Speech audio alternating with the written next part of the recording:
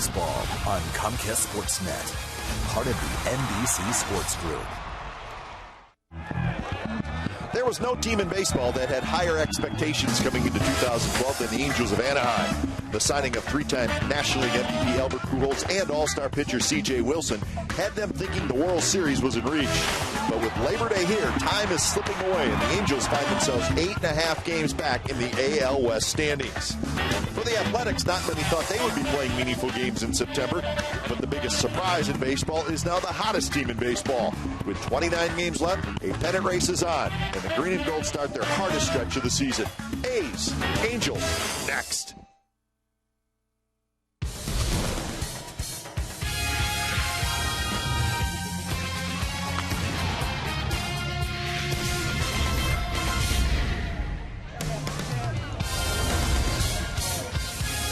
Labor Day baseball from the Coliseum, pennant race baseball. A huge series is about to get going, and the fans, they are ready. Good pitching matchup. Couple of lefties, C.J. Wilson for the Angels, Tommy Milone for the Athletics. So it's the first of a three-game series. The A's and the Angels, September baseball, and the A's have won 9 in a row. The Angels are hot. They have won 5 out of their last 6. The standings, everything is tight, folks. The A's are just 3 back in the AL West. The Angels 8.5 back. But check out that wild card. You see where the A's are. They're the number 1 wild card team. The Angels are 3.5 behind the Orioles for the second wild card spot. Hi again, everybody. Welcome to Oakland A's baseball along with Ray Fosse. I'm Glenn Kuiper. Well, Monday is a good day, but well, what a weekend it was for the A's. They absolutely dominated the Boston Red Sox, outscoring the Red Sox 33-5. Unbelievable. Amazing weekend. Where do you start with everything happening with the ball club winning 9 consecutive games overall, but over the weekend, they did it. The home runs, Josh Donaldson, a big home run on a hanging curveball, 20 runs the A's scored in that Friday night's game. George Kottaras hitting a couple of home runs, and then, of course, Josh Reddick with a big grand slam, his first ever, and by the way, broke his bat on that grand slam, but they came out again. They just keep swinging the bat the whole weekend, scoring a lot of runs, get great pitching, but I think the biggest thing, when you're averaging 8 runs a game, as the A's have been doing lately, that's a lot of runs for a ball club that was not scoring a lot of runs, continue to get great pitching, and they hope that's the case today. You saw the 2 starters, Milone and Wilson. Interesting, both guys struggled for a while. Milone has straightened it out. C.J. Wilson hoping to straighten it out. Well, the guy on the left, C.J. Wilson, one of the best known here at the Coliseum. They love him here, but he has struggled. He is the veteran. He's the free agent that signed with the Angels. Tommy Milone, the left-hander, is 2-0 against the Angels this season, pitching great here at the Coliseum. But they both know how to pitch. I think from Tommy's standpoint, the fact he has won his last 2, change-up is key, fastball is key. Use those 2 pitches. He should be okay. So, again, the A's looking for their 10th consecutive win. We're excited about this series. It should be a lot of fun. It's the first of 3, the A's and the Angels. We'll have lineups and first pitch from the Coliseum when we come back.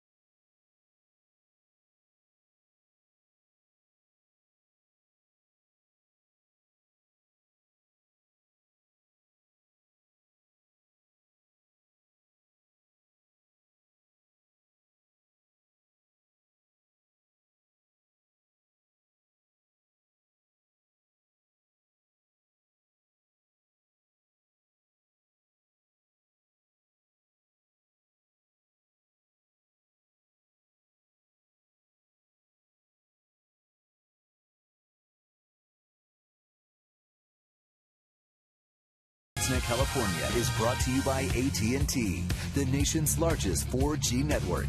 AT&T, rethink possible. By Toyota, check out the great deals at your local Toyota dealer today. And by Xfinity, home of the most live sports.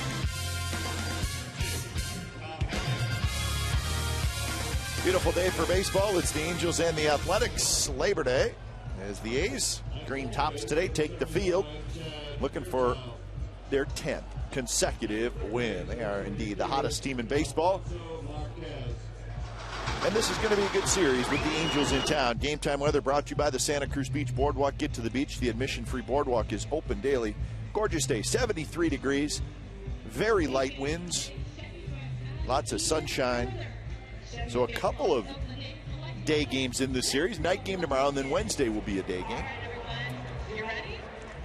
So that is Mike Trout. He will be in the leadoff spot today for the Angels. Rest of the lineup, Hunter, Pujols the DH, and Trumbo, Kendrick, Ibar, Callaspo, Wells, and Iannetta. Tommy Malone on the mound for the Athletics. As detailed, he's won his last two, but just as important, he's 2-0 against the team from Southern California that he grew up watching. Of course, from Southern California, he's defeated the Dodgers once, the Angels twice this year, so making his 26th start, the third against the Angels, and he'd like to make it 3-0 against the Angels, and he's pitched well, except down there he had to get some bullpen help, but he got 4 innings of that and picked up the win. Here's the A's defense today. Gomes is going to be in left field. Johnny Gomes, Crispin center, Reddick in right. Cespedes will DH this afternoon. Donaldson, Drew, Rosales, and Carter on the infield with Norris doing the catching. So the A's are ready to go. They are the top wild card team in the American League, and they are trailing the Texas Rangers by 3 games in the West coming into today's action.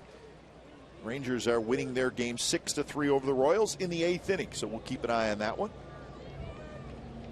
Lots of day baseball today. First pitch of the game to Mike Trout is outside. First pitch. So Trout, Hunter, and Pujols, top 3 in the Angels lineup. 73 degrees.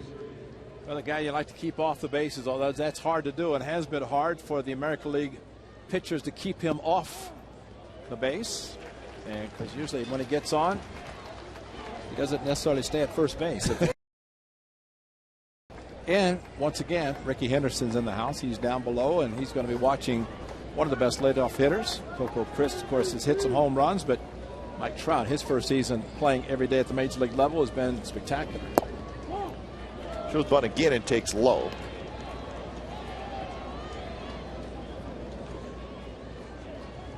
Well, Bob Melvin has pushed all the right buttons, not just as of late, but really most of the season.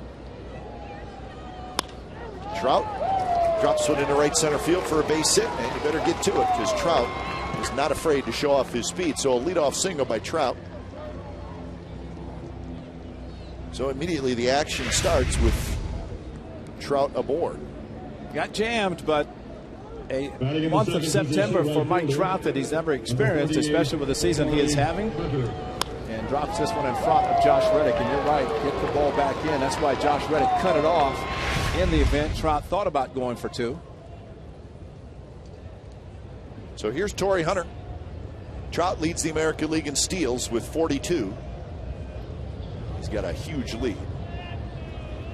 And the first pitch to Torrey Hunter is a strike. Well, important thing for Torrey Hunter, and he has been doing that since jumping in the second spot of the batting order, and that's to be patient. He's had some great numbers, and especially since moved in the second spot. Unusual to see him there because he's usually been 3, 4, and 5, whether it's with the Twins or the Angels.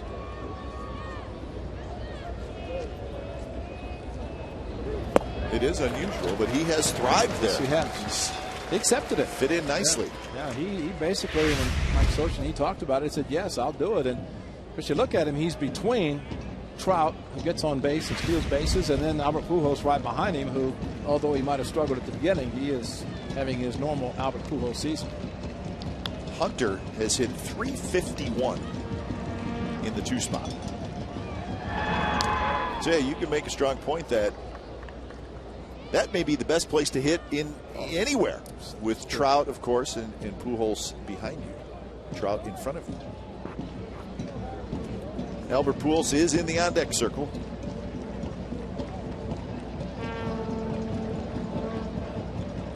Trout not running. And that one's looped to right field. Reddick went back, and it's going to drop. And he guns it to second, but it's late. So Torrey Hunter loops a single into right field. Reddick just, he had to hesitate just for a moment. Well, a big swing by Torrey Hunter, and even though he's hitting second, he has to be respected with his power. And boy, Josh Reddick just froze, and then by the time he broke in, he was dropping in front of him. He's hopeful that Trout will be a little bit late getting, but that was not the case, getting to second base.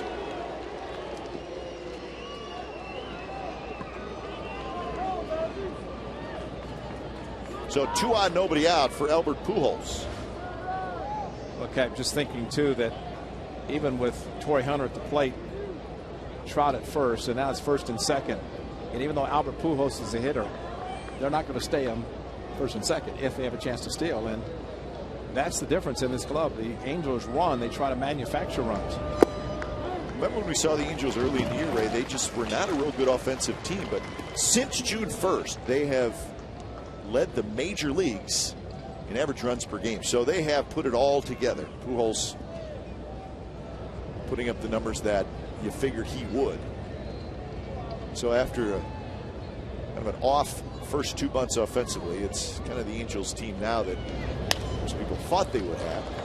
So scoring runs has really not been the problem. Pitching has been a little shaky at times. Overall on the season, they've scored the 3rd most runs. Pretty good number of home runs, lots of stolen bases. So it is a very good lineup. Albert Pujols is DHing because of a calf injury sustained at Fenway Park in Boston, and ideally if Tommy Malone can get him hit a ground ball to one of the infielders, it should be a double play.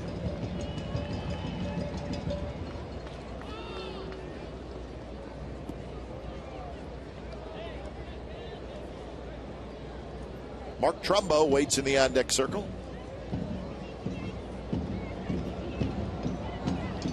Outfield straight away.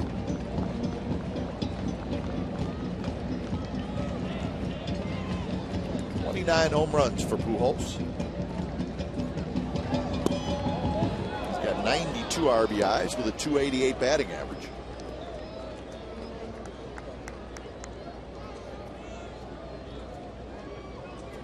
Sixth in the league in RBIs. Hamilton, Cabrera, Willingham, Encarnacion, and Prince Fielder have more RBIs than Pujols.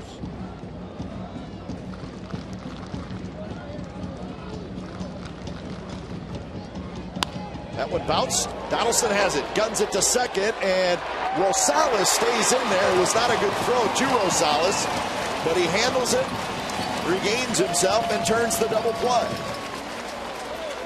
The magnificent Rosales again, boy, not afraid to take a hit, and Torrey Hunter was going after him because he knew if Albert hit the ball on the ground, pretty good chance for a double play. And as he did with a triple play, gets the high throw. Torrey Hunter, they just called interference anyway. Torrey Hunter watched the second base umpire as Torrey went out of the baseline, so it was going to be a double play regardless, with Chad Fairchild pointing that Torrey went out of the baseline. You cannot do it, but still, Rosales with a tremendous play, turning the double play regardless of whether interference called or not.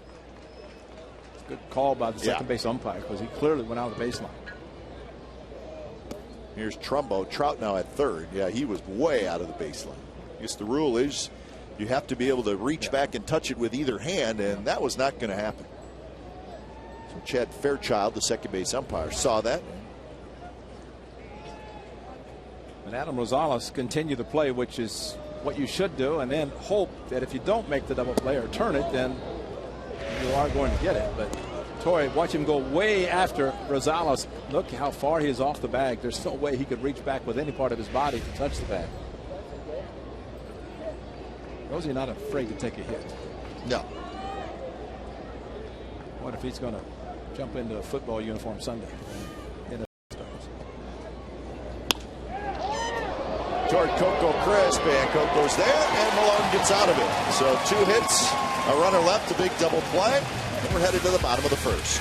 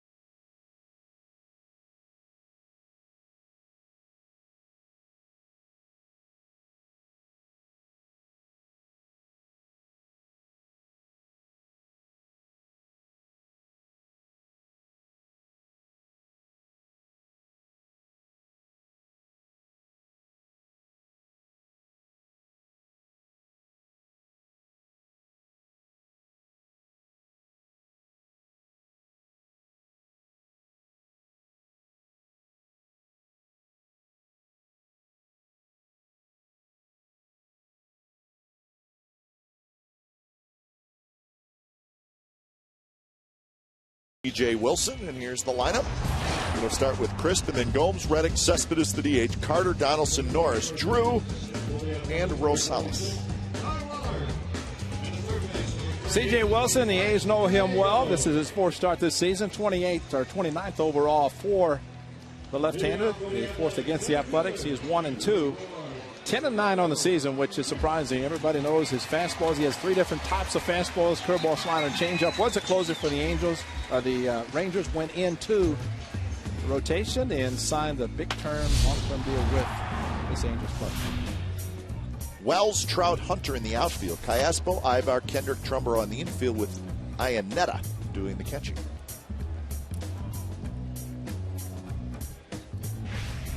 So C.J. Wilson steps onto the rubber. His 30th, make that 29th start of the year. And the first pitch to Coco Crisp is in there for a strike.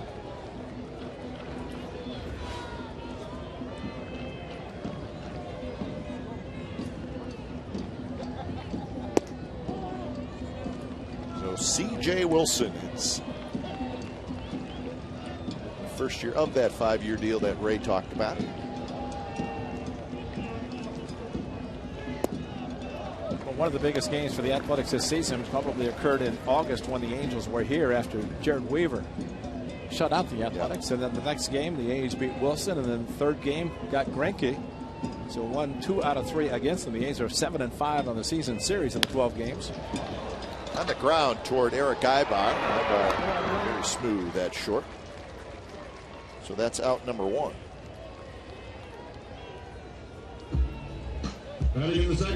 Fourth start this year against the Athletics for Wilson. He's 6-7 with a 3.56 ERA. Of course, he was the closer for Texas for a couple of years. That is the best case scenario for Wilson, being a closer, being a starter. Usually the guys in between, they figure they're not going to be compensated as well, but Wilson asked for and received the permission, in a sense, to join the Rangers rotation and became a free agent. He stayed there, and that's where he is now with the Angels with a nice 5-year deal. Gomes took him deep. That was back in August. Johnny in the familiar spot, second in the batting order.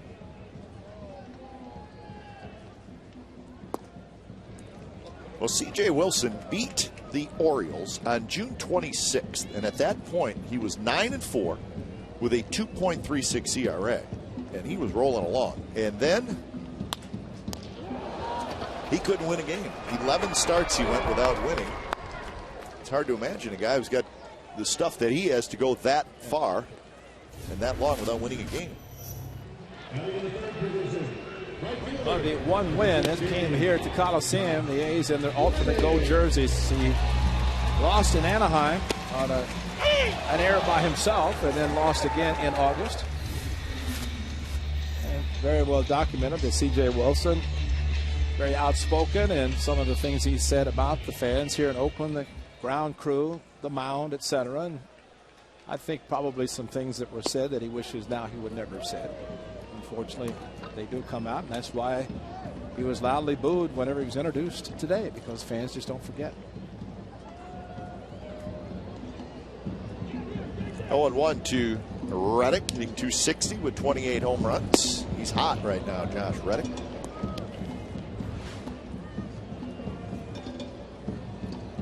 A couple of home runs this year against the Angels.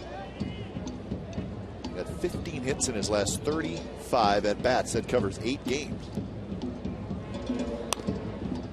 So we shouldn't be surprised, though. He had the short period of time where he struggled. They saw the average drop under 250, and you just knew that at some point he was going to get hot again, and he is doing that. So the average now up to 260. And accepted, probably his mind, a demotion to hit 6th in the batting order because he'd been the 3rd place hitter all season. So C.J. Wilson has a 3-up, 3-down inning. So we are headed to the second. No score at the Coliseum.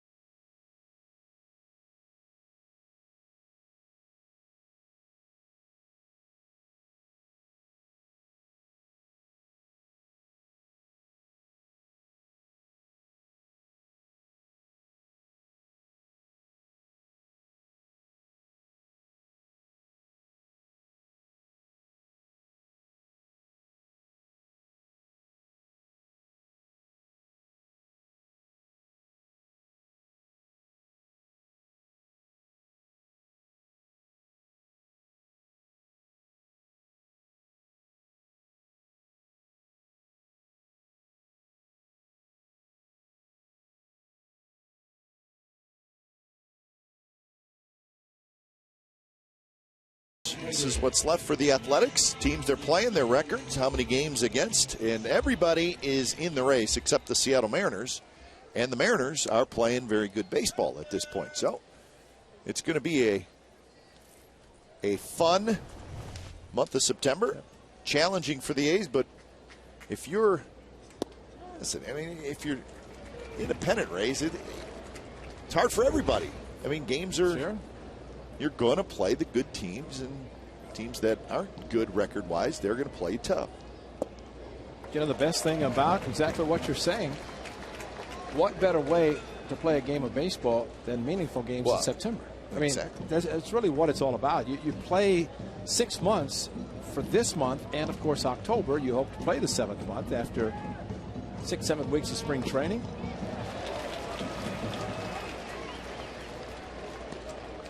But great experience for a bunch of players who probably at the beginning of the season, Tommy Milone maybe as well as a rookie pitcher being traded from another organization to a new organization, and all of a sudden he's pitching meaningful games in this great month. And, you know, tremendous experience. Ground ball to Rosales. Howie Kendrick is retired. One out here in the top of the 2nd inning. And I think one of the biggest things, too, as folks will say, you can never assume that something as exciting what the A's are doing now will happen every year. That's the biggest thing, because, you know, you can see what Tommy Milone has done this season by the months, and July 1 and 2, but he's been very consistent, and especially at the Coliseum.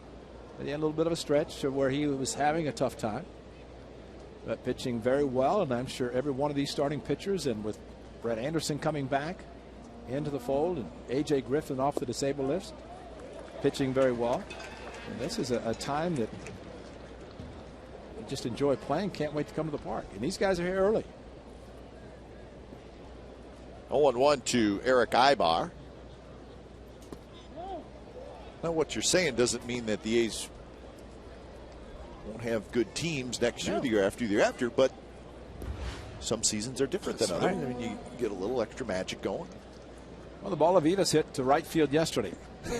Earlier in the season, that's a double, maybe triple, but it just goes foul by an inch. Remember against the Giants, Seth Smith hit a ball that was fair but called foul similarly. So, I mean, the thing is that as these players play together and have the seasons following, it doesn't mean all the good things that have happened will continue. I mean, it's sure. just it's strange. You hope that's the case, but you just have to enjoy the time and enjoy the wins, the success, and just keep it going.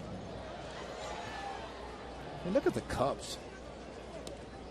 08, 104 years since they won a World Series. Good changeup from Tommy Milone. He almost got Ibar to strike out, as the pitch before that was in the dirt that he just barely fouled, but he's got the hitter so far out on the front foot, which is exactly what he wants. Ibar hits this one in the hole. Backhanded by Drew. The throw to first is going to be late. Ibar very fast. So an infield hit for Eric Ibar. And he's a pretty good base stealer. Out of the box quickly as he was running out of the box because he was kind of fooled on the pitch, but almost found the hole into the outfield. Stephen Drew, as Bob Melvin and staffs talked about, who's aware of Stephen Drew, say he has a very strong arm. And maybe it's just more of getting comfortable and playing more, because he's very smooth with the glove.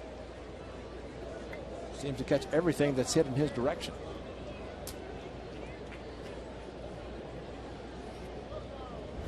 So here's Alberto Callaspo, another switch hitter. So back-to-back switch hitters with Ibar and Callaspo. First pitch is a strike. I think one of the things the A's might be seeing from Mike Scioscia, the aggressive manager of the Angels, in the case of Tommy Milone, ground ball pitcher, especially with a changeup, you might see more guys running, hit and run, just maybe try to stay out of a possible double play. Very big lead for Ibar.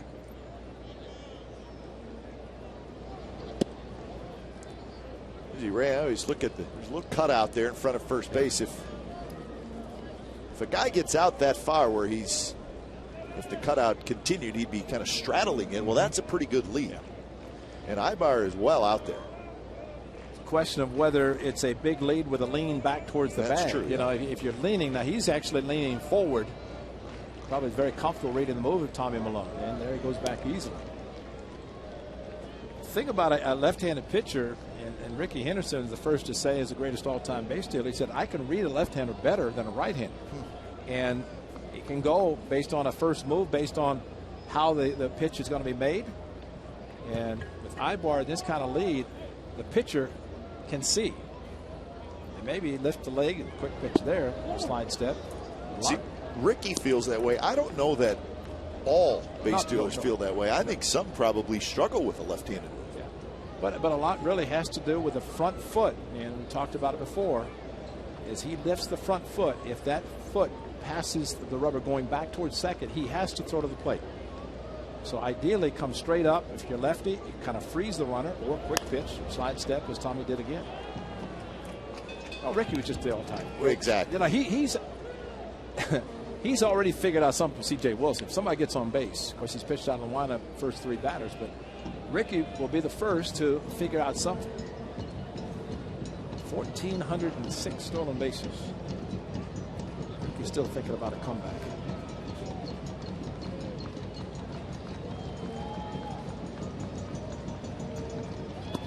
In the dirt.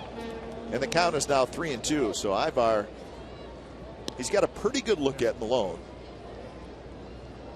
And for what it's worth, he kind of has that look like he wants to run. Yeah. And probably will.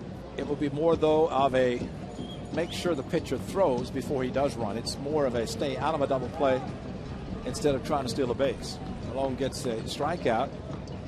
I'd say he might have a chance to have a strike him out, throw him out from Norris, throwing to second. And he runs. And that one's hit to right field, a base hit.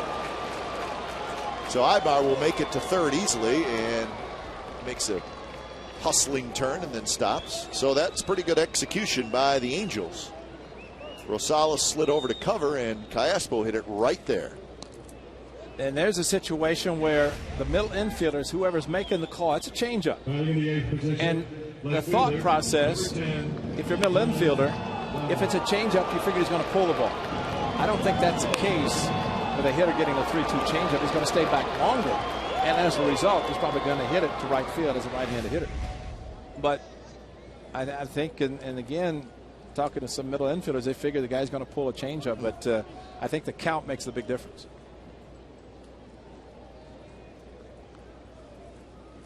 Here's Vernon Wells.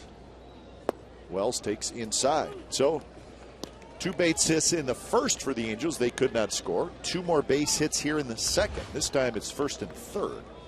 So Milone needs another big ground ball double play, which he got in that first inning.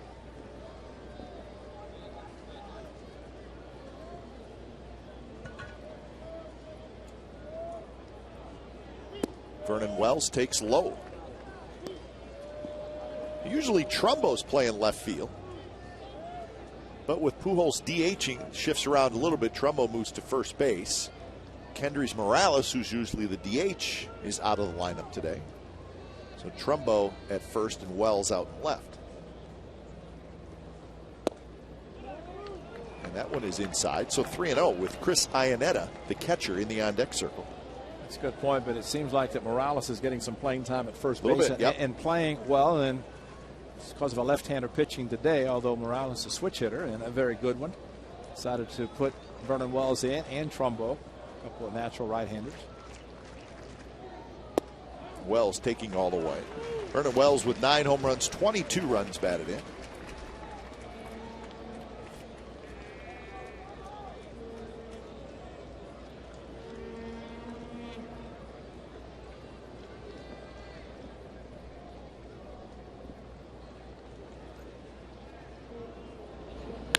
That one's hit hard into left field, and that's a base hit, and the Angels have scored first.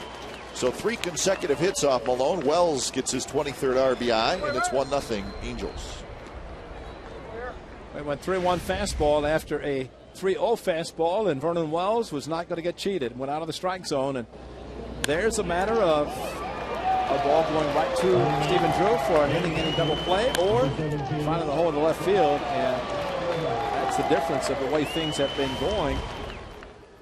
that Vernon Wells comes through. Now the A's again looking for the double play. Got the ground ball, but from the A's standpoint, ended up in left field. So here's Iannetta. 7 home runs, 20 RBIs for Iannetta.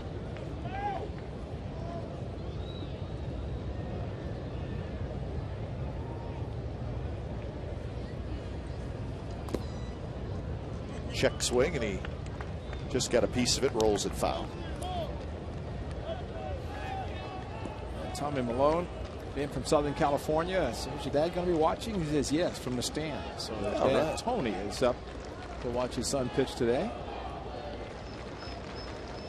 Tommy has pitched in Anaheim against the Angels and pitched here against them, and also against the Dodgers here. So his father's gotten to watch a couple of games against Southern California teams. Can't believe, though, he said he's going to listen to Vin Scully. Over us? When the Dodgers were in town, that's what happened. We'll cut him a little slack. Yeah, absolutely. Good to see Vinny back again for another season. Absolutely.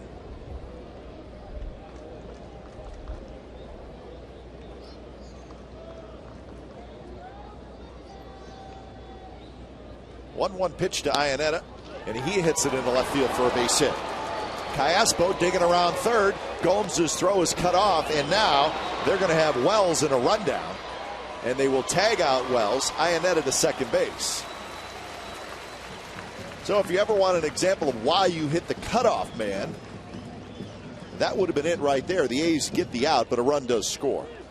But Gomes, a nice job of hitting the cutoff man. And that is important, like you said, and really bad base running by the veteran Vernon Wells, because Johnny Gomes was not going to throw out Callaspo scoring with this ball into left field, going on contact just because the ball's on the ground in first and second. And he'd say the throw coming in, and just a great play by the A's. Execution very good. Iannetta does get into scoring position, but the A's cut down what should have been a first and second, still 1 out. It's now runner at second and 2 outs. So give Iannetta the RBI, number 21. And here's Trout. Fastball for strike. Trout singled in the first.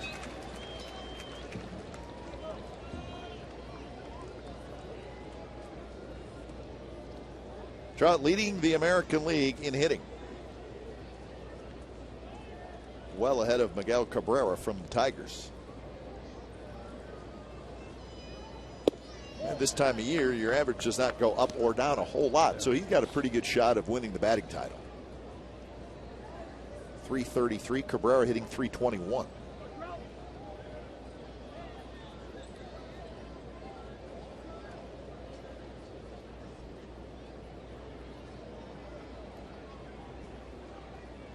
Iannetta not being held, so he'll be able to get a very good jump off second base. He's not fast, but it'll help him. And with 2 outs, Ray, generally middle infielders will not hold the runners on nearly as much, kind of hold their positions. And Iannetta can get halfway to third base, and Trout takes a pitch, he can get back easily. See the difference in that batting average. And Trout has been struggling a little bit in the last couple of weeks. That one bounced foul. I'm sure he is very happy to get a blue base hit in his first at bat. You know, Ray, I said Cabrera was hitting 321. I was inaccurate. He's hitting 331, so he does have a shot. So it would go down between these two guys. I misread the league leader. So Trout just barely ahead of Cabrera in the batting average race.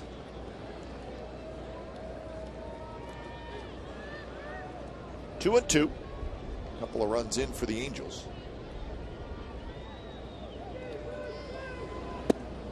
Very close, but inside, 3-2. Staying inside with Trout, as if they do not want him to try to extend his arms. And Emery was jammed on a fastball in his first at bat, lofted it softly to right center. He's going to throw him a good changeup now, maybe get him to try to chase.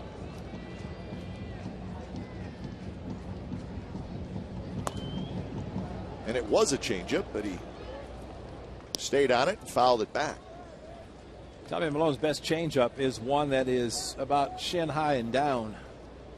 Don't want to start it at waist and expect it to go down. This one about thigh high. And even though the changeup, good hitters will keep the bat back, even though the body goes forward and make some sort of contact, as Trout did.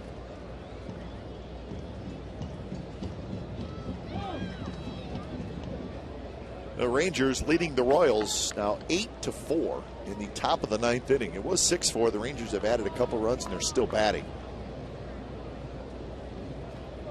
Texas closing in on a victory there.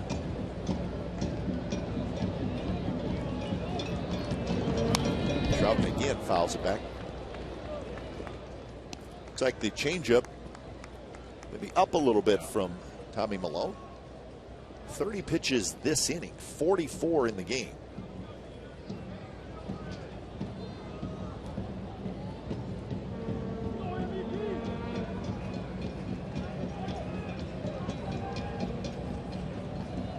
So a couple of runs on 4 hits for the Angels here in the 2nd inning. Slowly hit. Donaldson has it. Throws just in time to get Trout side retired. 2 runs for the Angels. We go to the bottom of the 2nd inning. It's 2-0 Angels.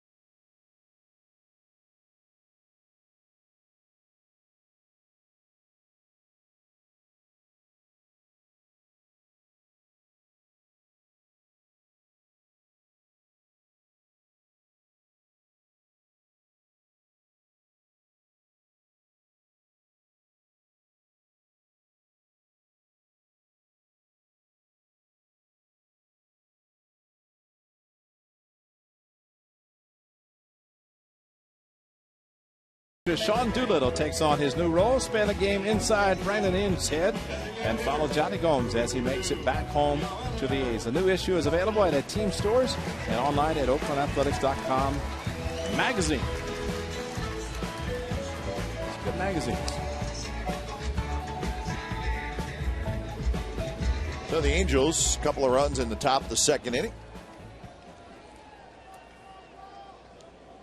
C.J. Wilson had a 3-up, 3-down bottom of the 1st with 3 ground ball outs as he faces Cespedes, Carter, and Donaldson.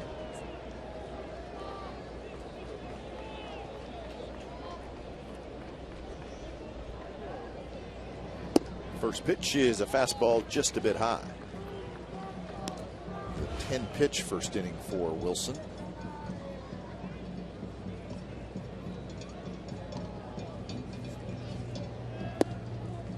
And now 2-0.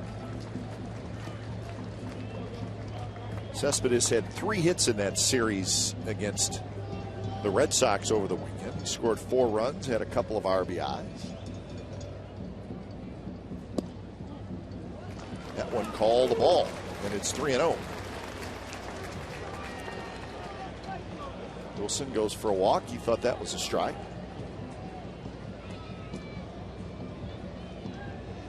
The shutdown innings numbers for Wilson.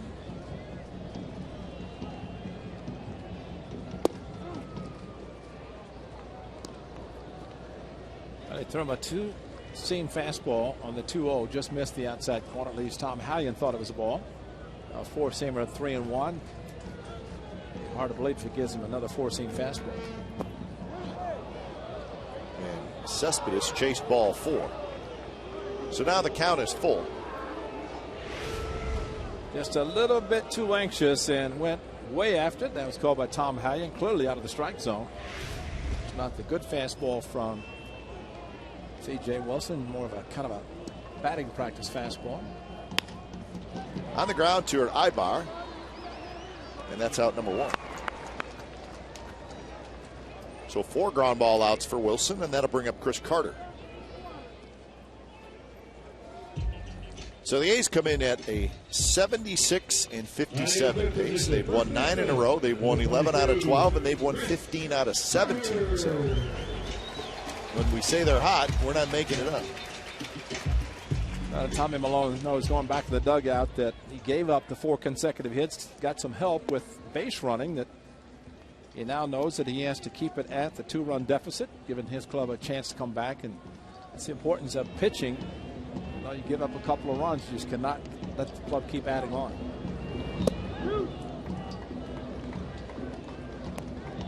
And being down early is not really much of an issue for the Athletics.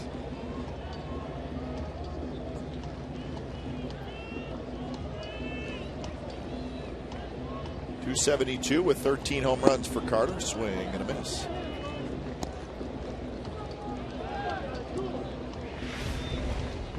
Good fastball from the left-hander. Carter, who waits very well. No contact. Rips that one foul. Bounces off the tarp. So the A's and the Angels will play 7 times, including today, in the next 7 of their next 10.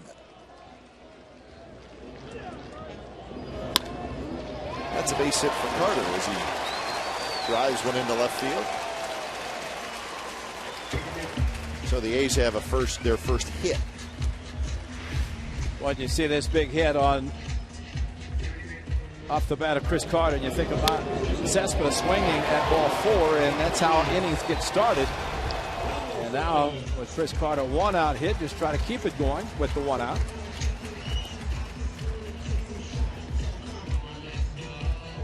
Cespedes is not, probably his least favorite position is DH. He likes center, likes left. He likes being in the field, but it's kind of a way to give him a little bit of a rest, but maybe too strong when he's DH. Well, we have learned this year that DH is not for everybody, or at least it takes maybe a year to get used to. Seth Smith has adapted well. Johnny Gomes, of course, playing left field today, letting Cespedes be the DH. Johnny is a very good DH because he's been in that role. Seth Smith is maybe not used to it just yet. No. I think if you've been accustomed to playing every day, as much as you look at, well, here's a half day, I don't have to go on the field, what do you do with yourself in between? Sure. And that's one of the biggest adjustments for a DH. Outside to Donaldson, 1-1 the count.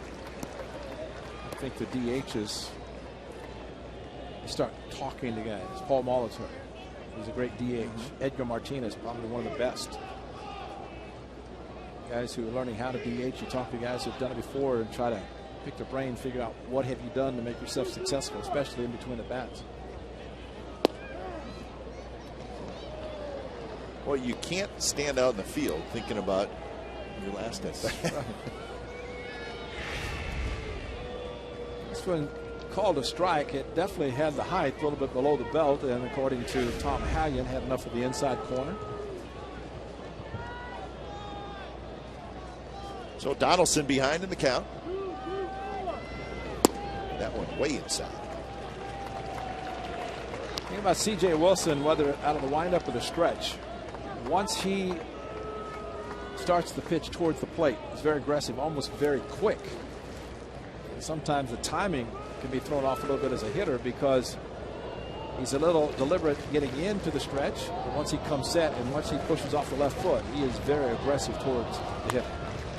Bounce right to Kendrick, and he drops it, but is still able to get it to Ibar and the Angels turn the double play.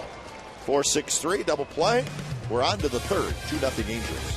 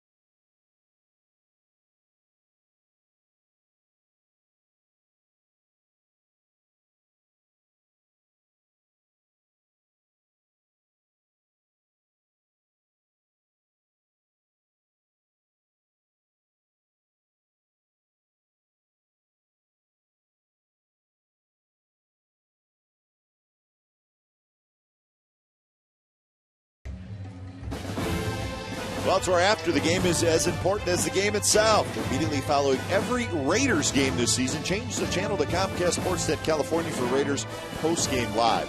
It's hosted by Jim Cosmore with Bill Romanowski and Lorenzo White. Kate Longworth and insider Paul Gutierrez will be live in the locker room on September 10th. That's Monday night, a week from tonight. It'll be immediately after the Raiders-Chargers game. Complete Raiders coverage every night on Sportsnet Central and CSNCalifornia.com. So the Raiders will open on Monday night against the Chargers.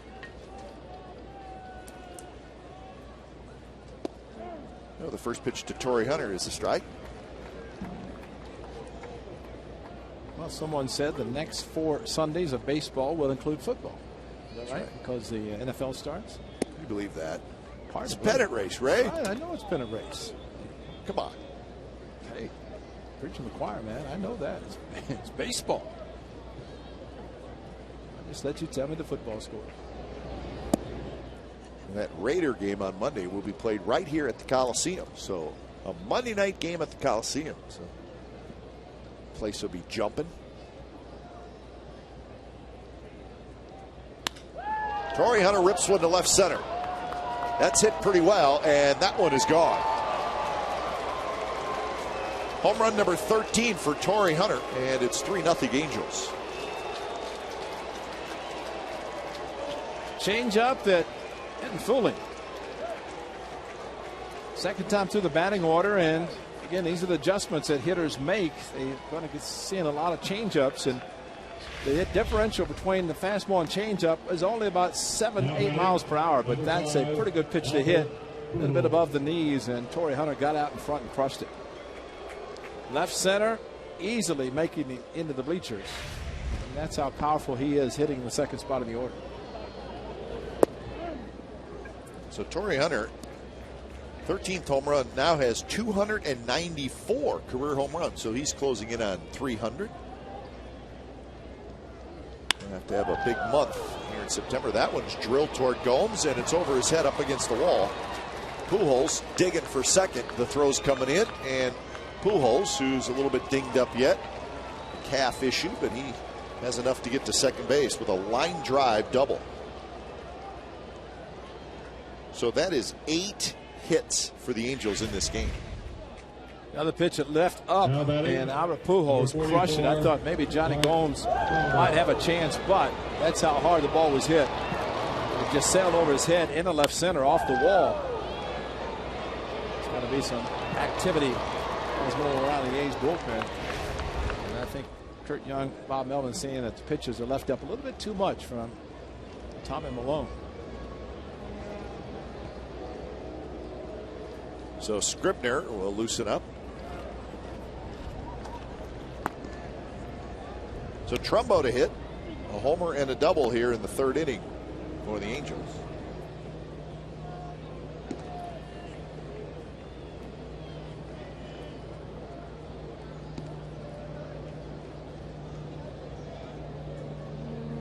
.51 pitches for Malone.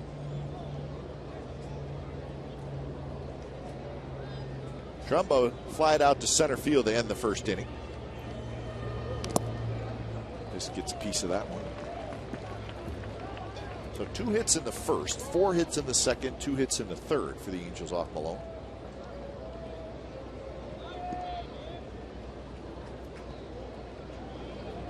The Rangers finished off their win in Kansas City. 8-4 was the final.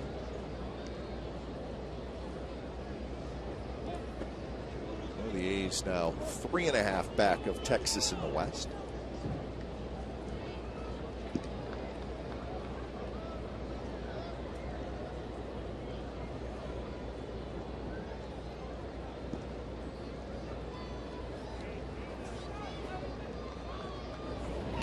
Swing and a miss. Fastball elevated just enough.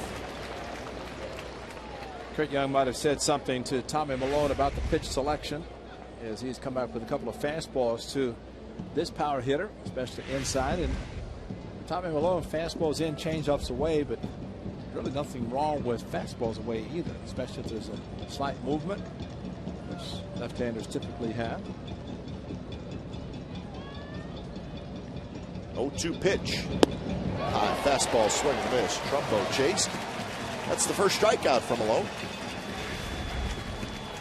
They wanted to go up the ladder, and they did, and I've never seen Kind of a funky swing. Vladimir Guerrero reincarnated with the Angels because his strike zone about that high, but figure not for Trumbo. Shaking his head. He's maybe I just didn't pick it up because it is very unusual to see somebody swing at a pitch that badly, high out of the strike zone.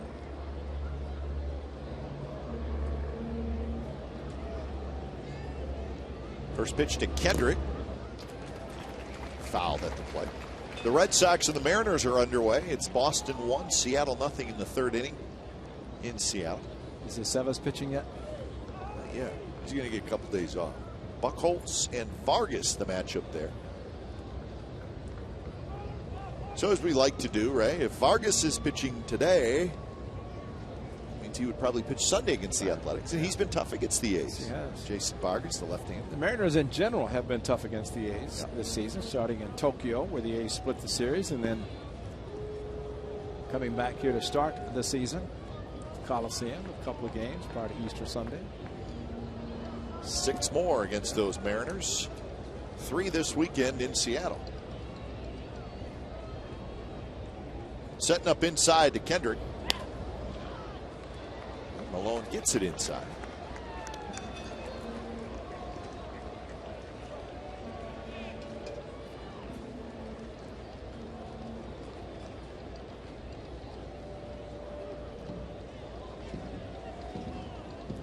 Pujols not running well, so to get him home, it would have to be a ball toward the gap.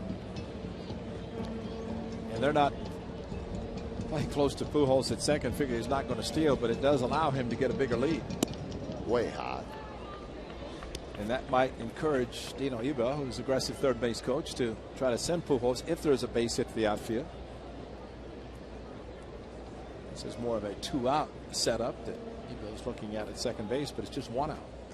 Pujols not being held at all.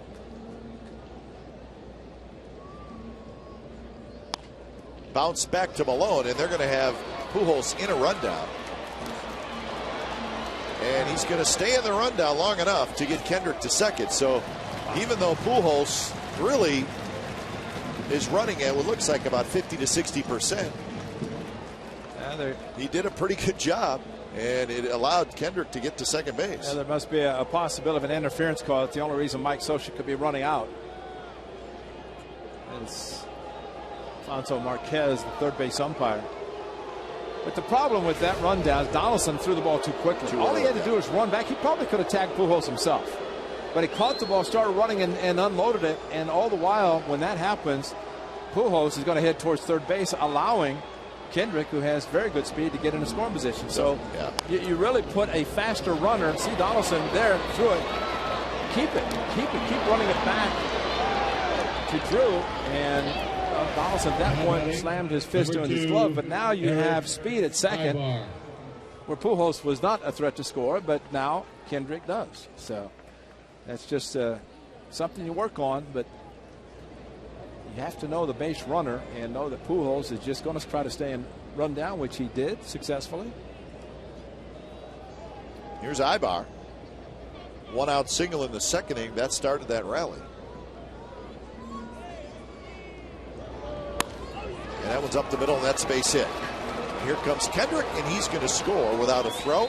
And so the rundown cost the Athletics. Pujols stayed in it long enough. So Ibar makes it a 4-0 game. And again, the little things the A's have been doing to help themselves win. And Ibar sitting back for the off-speed pitches. And he gets another one to hit up the middle.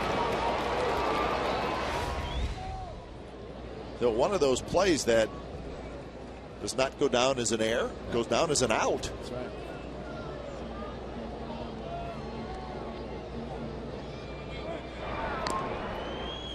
So Ibar, a couple of hits. 9 hits for the Angels.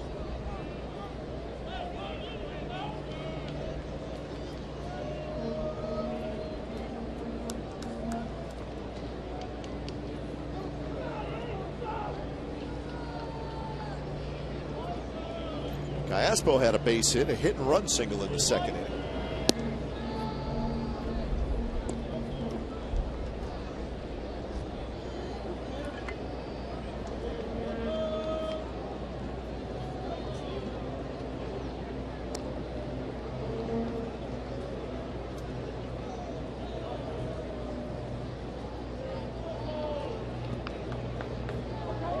No 2 outs in the inning, but Malone having to work hard for the 3rd consecutive inning.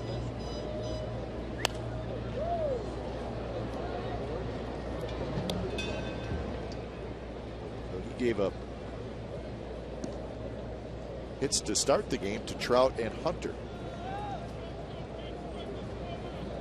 A good portion of his afternoon has been spent in the stretch. Scribner is just about loose out in the bullpen.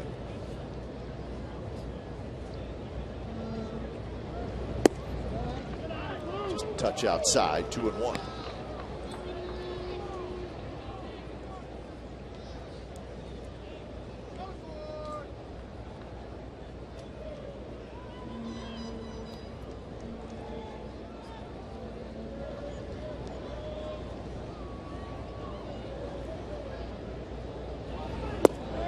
That one does catch the inside corner to even the count at 2-2. Tommy Malone has to be figuring that if he can get out of this inning as it stands now, that he probably might go out in the 4th inning. But another hit, he might be gone. Still have Wells and Iannetta and Trout, 3 right-handers to follow, then Torrey Hunter, Pujols. So a lot of righties to come up against the left-hander.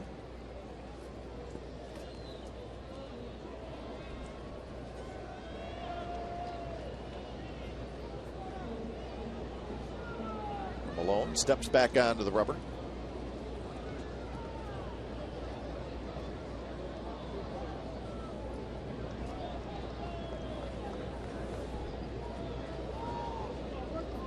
Just think there's somebody on base all over the I know, not even on second base.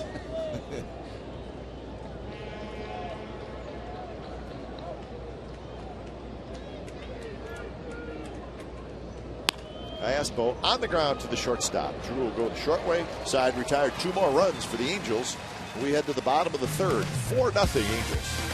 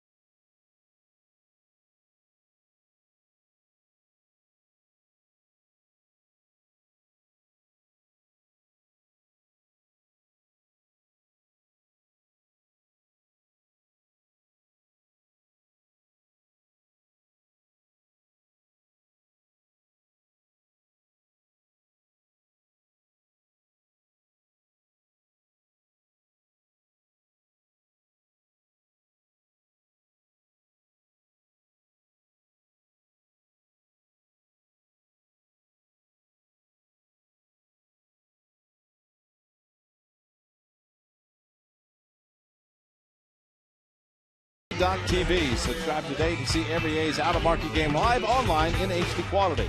Features include choice of home and away broadcast, multi-game viewing, and the ability to pause and rewind live games. Visit OaklandAthletics.com to order. MLB.tv, baseball everywhere. I want to thank Jim Wilson, and who encouraged Chef Rodney to bring some goodies up to the booth. Oh, they did. Braised short ribs with garlic mashed potatoes. That's a West Side Club special this week. Mikey's already handled his over there. He can attest that it's very good. Yeah, it smells good. I know that. It smells good for sure. So, saw Jim Wilson then. I said, promises, promises. So he said, wait till the second inning, and he came through. Jim Wilson coming through. He's clutch. It's good. Good food here at the Coliseum. We always like to show it off, and after we taste it, we'll show it off even more. Yes, we will. There's a line shot left field, but coming in as Wells. Norris just hit a shot. It's dropped by Wells, but it was after he caught it.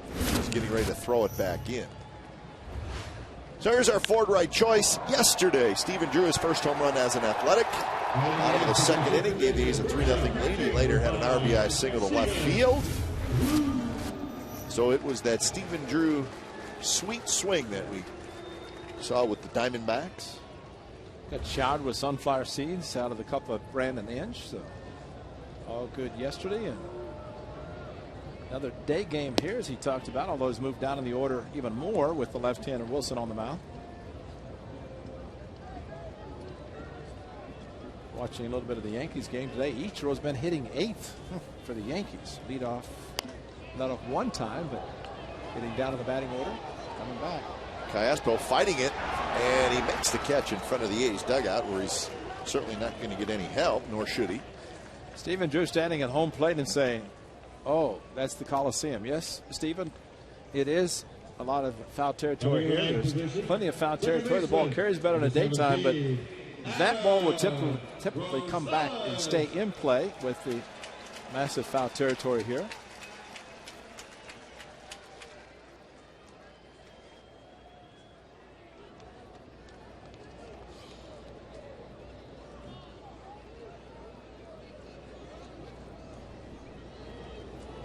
First pitch to Rosales is inside. So a line out and a foul out for the A's so far here in the third inning.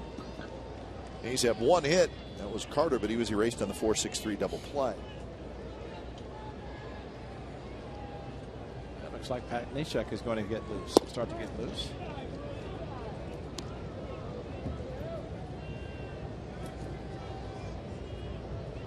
But not loose enough to come in to start the inning, because he is just now stretching a little bit, getting ready to throw. That one rolled foul. Well, the one thing about the Angels, and I think you said it best, Cap, that Angels have pitching, very good pitching, if the starters can go deep. Well, what C.J. Wilson is doing today so far in the first 3 innings is pitched well enough. He's got run support, and that should make any pitcher happy. The A's, again, just need to try to keep them off the board and see if the magic can continue. Yeah, they have some bullpen issues, but they have gotten Downs and Walden back from the disabled list. But if their starters pitched the way they probably should, well, then they got a pretty good shot to get into the postseason. But for a while, that was not the case, including Wilson. I mean, we saw Zach Greinke here, and he looked horrible. 5 walks in 1 inning. Swing and a miss on a breaking ball, so it's a 3-up, 3-down inning for Wilson. So we're headed to the 4th. Angels with a 4-0 lead.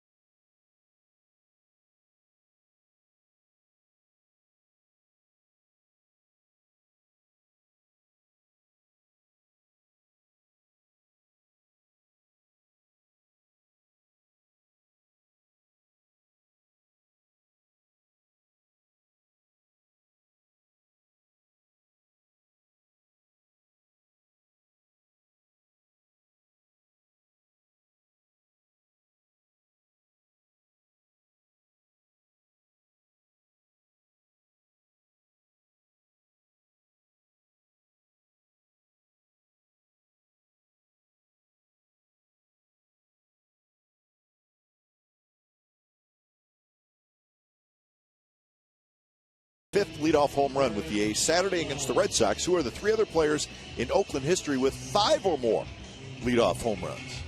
I'm going to go out on a limb here. I'm going to say Ricky. Oh. You are something, I tell you. For you to dig that deep and come up with that answer, I'll give it to you. I know it's going out on a limb, but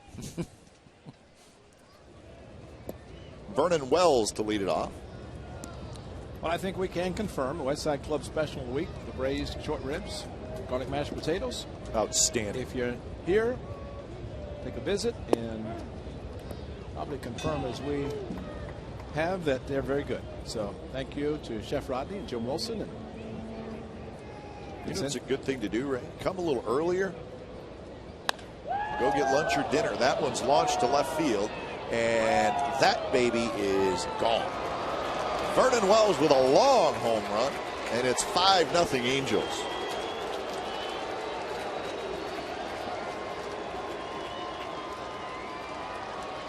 .77-mile-an-hour changeup.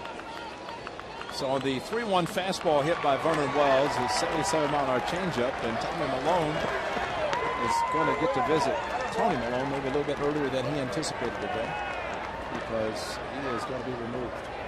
So when it's time for change, think Speedy Oil Change and Tune Up your oil change. Tune Up and Spog experts.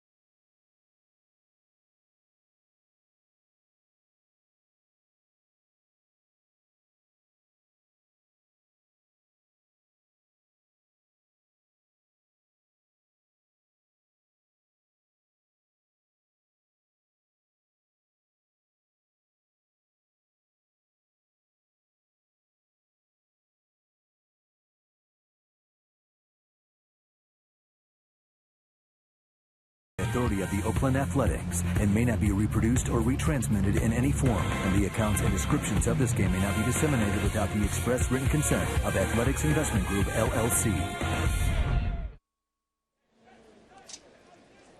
So Tommy Malone gets knocked around today. 10 hits and 5 runs in 3+ innings. Finished with 67 pitches, so A's will have to come back big time as they trail 5-0. So Pat Neshek comes in, facing Iannetta, Trout, and then Hunter. So Wells' home run finished Malone for the day. 12th appearance for Neshek.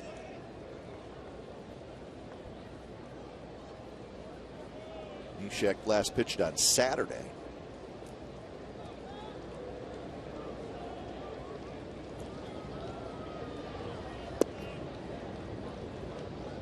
The 1-1. Iannetta had an RBI single in the second inning.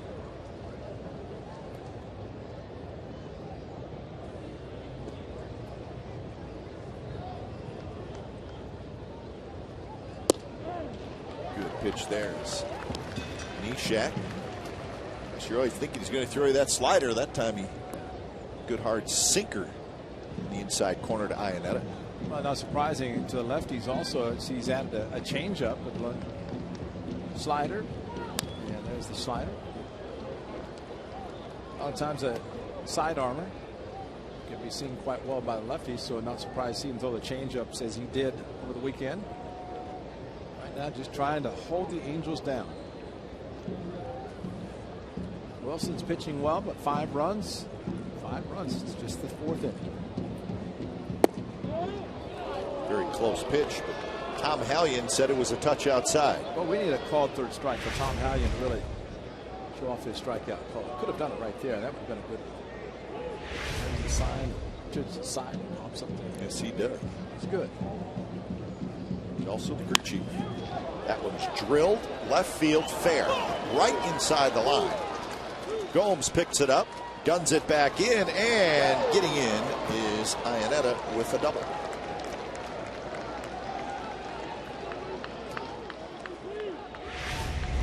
Now Vernon Wells got the real slow changeup, but again, the location up in the zone too much. Now batting, number 27, Mike Trout. Shake hands with the dugout. As far as he started to run, looked like Dave Parker. He hit it, he knew it. And still trying to get back to where he was with the Blue Jays, Vernon Wells.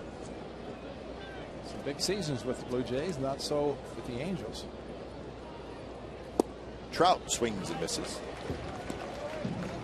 Trout with a single and a ground out at bat in 4 innings.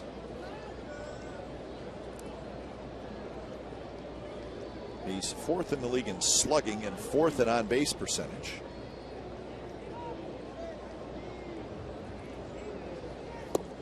Good slider there, swing and a miss. Trout just turned 21 last month. Hard slider out of the strike zone, and that's the ideal pitch to throw to a right-hander from Neshek's standpoint, because he's not overpowering, but the hard slider with a good bite going away from a good right-handed hitter can be effective. And he gets Trout. So Neshek, nice job of pitching, gets a good hitter in Trout. Well, maybe the American League just figured out how to get out Trout, Mike Trout, just throw him those kind of pitches. Now batting, number 48, And if you chase, which he did. Hunter. So that's 1 out here in the top of the 4th, and that'll bring up Torii Hunter.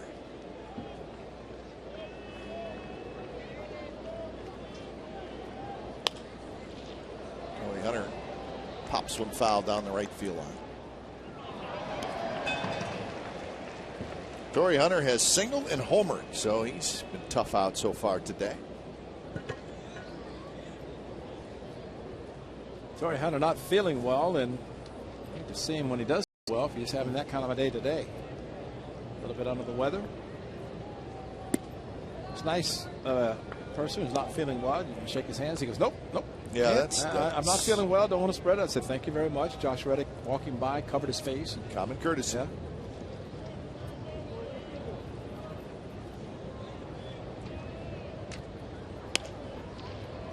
Donaldson has it.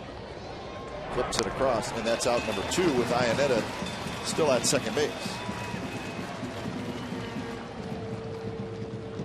Well, you look for some encouraging times when you're down by 5 runs, and this could be one of those. That's a double, nobody out, and Iannetta remaining at second base. So Neshek able to get 2 outs. If he gets the 3rd, maybe that's something that could inspire the Athletics, but here is a tough hitter to try to get for the 3rd out of the inning.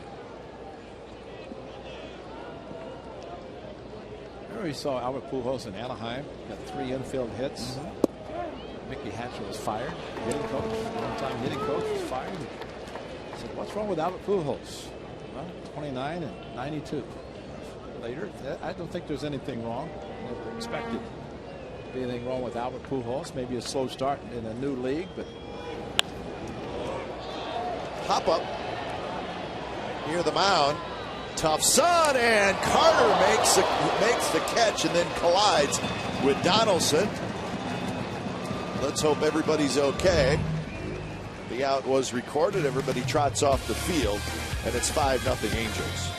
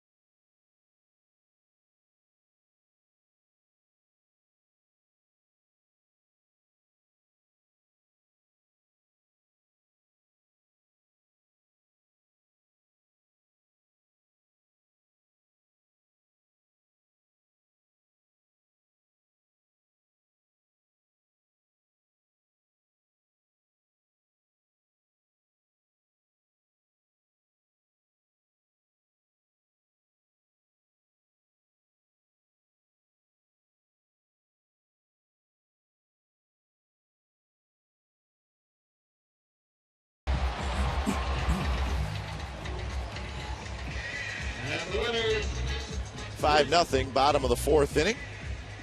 The top of the fourth inning, little adventurous, Ray.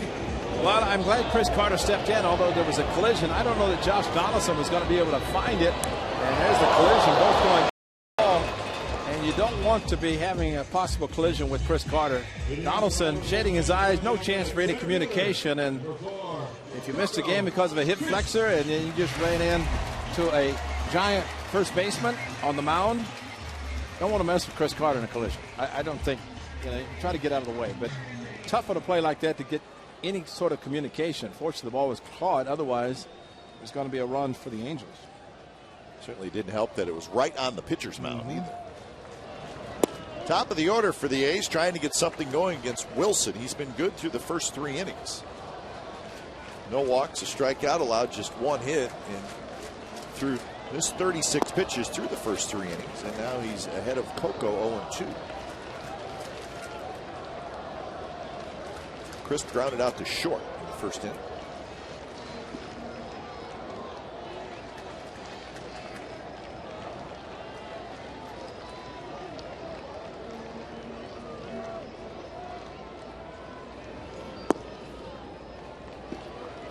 Six ground ball outs for Wilson in the first 9 he has retired. That includes a double play.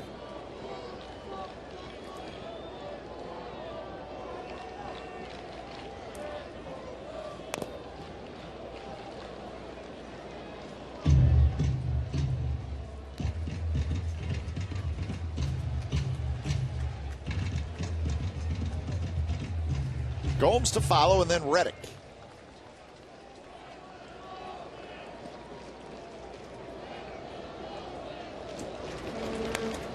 Coco fouls it straight back, off-speed pitch. Down in a game like this, and we have seen with the A's and their success during this period of time, find a way to get on a scoreboard. Put a run up, maybe 2 runs, and take your chances at that part.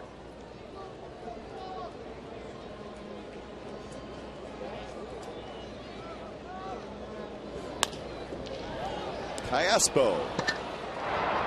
It's the play, throws a little bit low, but Trumbo has it, and that's out number 1.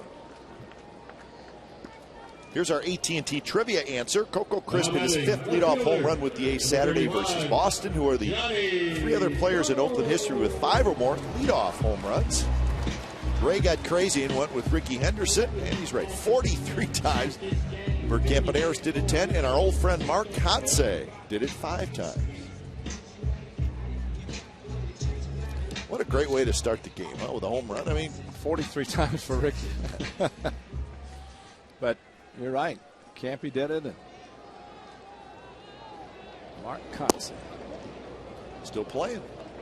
Signed another year with San Diego. Yeah, good for him. Signed an extension for 1 year. Everybody he plays with, that's all they talk about is how valuable he is.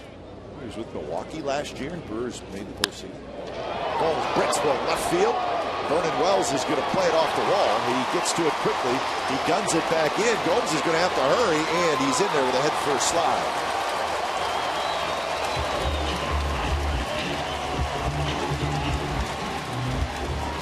So Gomes has his 9th double, and the A's have a runner in scoring position for the first time against Wilson.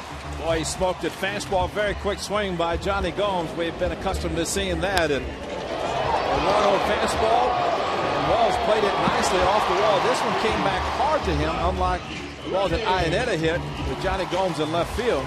Ball popped straight up, but fortunately, as you see, the ball was not held at second base. Not able to hang on to the ball, and Johnny Gomes with a hustle double. So here's Reddick. Reddick bounced out to first to end the first. So really, for the first time in this game, the crowd is given a chance to get into it a little bit. Not a huge crowd, but certainly a beautiful day to watch a ball game. And the first pitch is an off-speed strike to Reddick. That's Tyson Ross, who was just brought back from the minor leagues today, and he's up. And as we noted when the A's sent him down not long ago, he would pitch out of the bullpen. And he's very happy to be back with the big club. He was eligible to come back to the club today following his 10-day. This one shallow center, and that's going to drop in the left center. And it bounces past Wells. Gomes scores easily, and Reddick's going to go to second, and the A's are on the board. So it's 5-1. Well, Johnny Gomes read it perfectly, knowing the ball was going to be in the shallow left field. Surprised the veteran left fielder Vernon Wells tried to barehand the ball, but Josh Reddick going opposite field.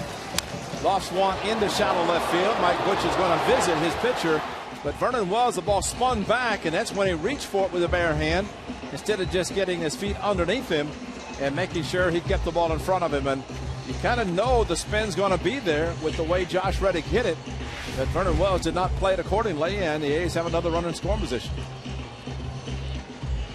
So that is indeed an error. It's a single RBI E7. First error in 58 games for Wells. And it puts another runner in scoring position. So, you know, in your great sport, turf cannot cause an error or fumble, right? That turf, with the ball spinning on the turf, it caused there. That's right. You are correct, sir. A good break and a good hustle by Josh Reddick, as he knew he had the RBI single. Well, Cespedes, he's okay with the DH thing, hitting .351. He grounded out his first at bat.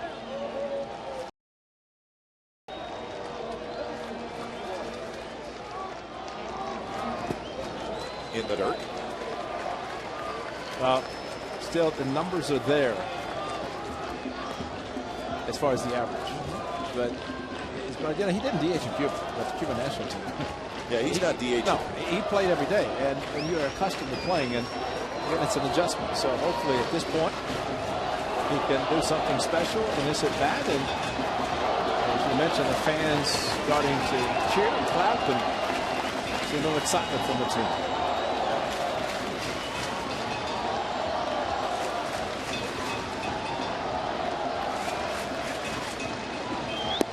Cespedes again watches it outside, checks his swing. So 2-0. Carter in the on deck circle.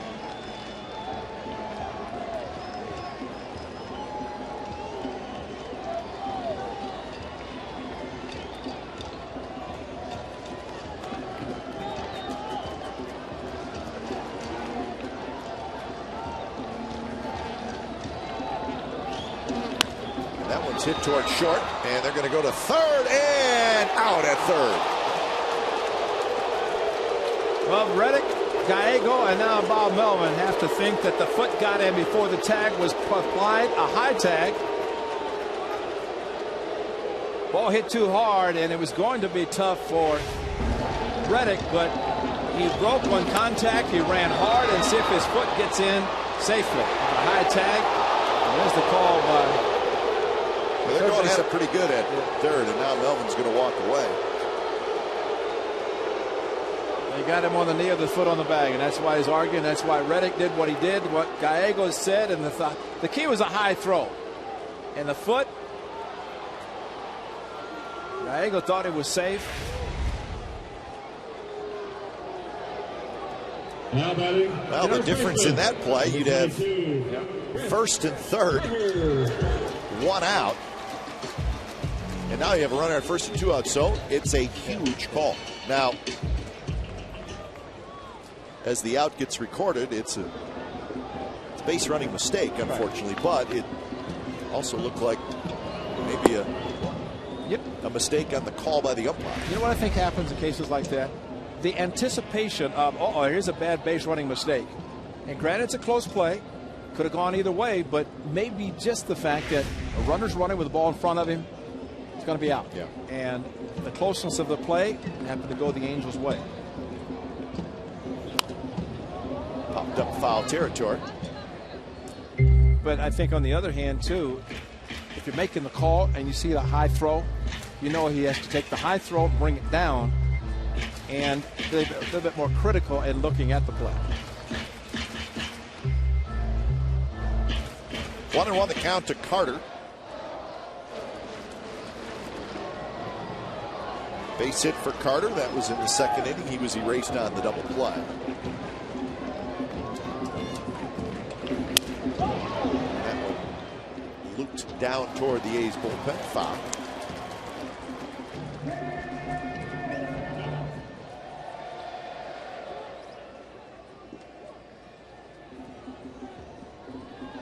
So the A's with a run in here in the bottom of the fourth inning.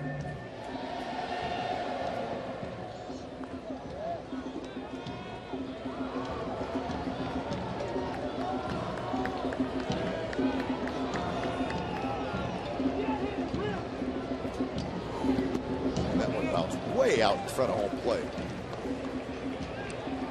I think Mike Scioscia, former catcher, likes about Chris Iannetta is his ability to handle a pitching staff and block balls in the dirt. And this part keeps the runner from getting into scoring position, does a very nice job of using his body to block the ball. They had Mike Napoli, Jeff Mathis traded. Mathis probably being passed in calling game, handling pitching staff. Mike Napoli more of a hitter now with the Rangers.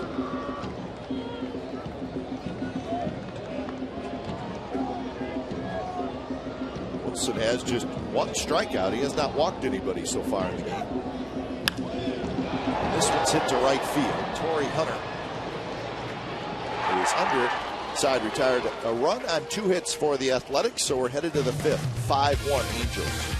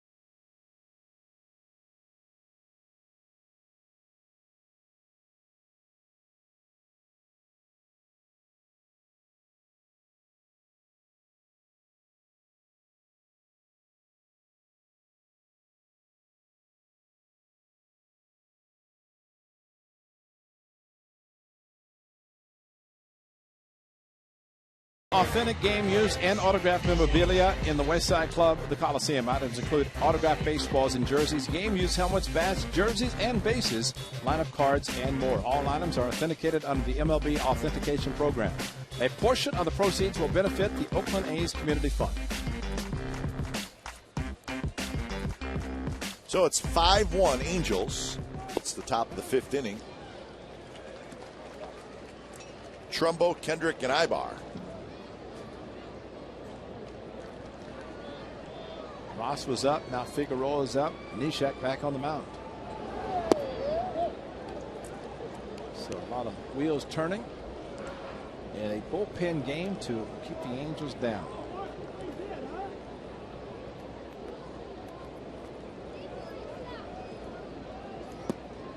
Trumbo has hit a fly ball to center field, and he has struck out, so he's 0 for 2. Many of the Angels hitters have been on hot streaks. Trumbo, not necessarily the case. This one's hit deep to left center field. Coco Crisp near the wall, and he's got just enough room. And Trumbo hit it well, comes up short.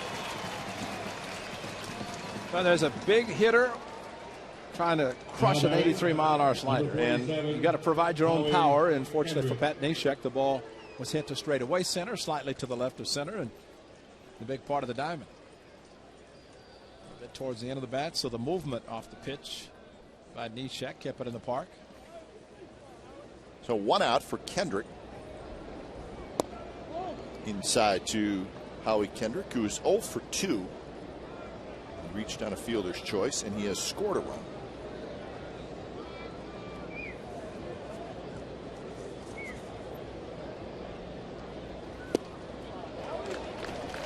Little slider, and it's right on the outside corner, which really makes it tough. If you're a right-handed hitter against Pat Neshek and you don't think right field, he's going to get you. If you think that you're going to open up and pull the ball, he's going to stay out there. Kendrick, a very good opposite field hitter, as we have seen throughout his career, especially to right center. Neshek with that sidearm delivery and throwing the slider. Makes it very tough if you try to open up too much.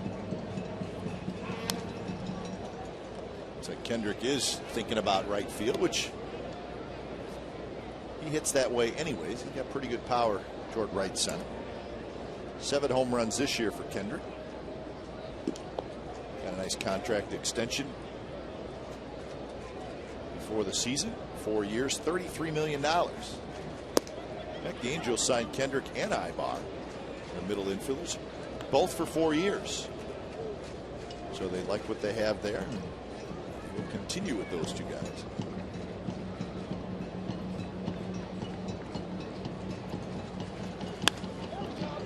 Rosales to his right has it. Throws in time, and that's out number 2. There's a protecting swing inside out. Bob Melvin's going to go to the bullpen with Ibar coming up. Going to go to Figueroa as he quickly walks to the mound. So when it's time for a change, think Speedy Oil Change and Tune-Up. Your oil change tune-up and smog experts.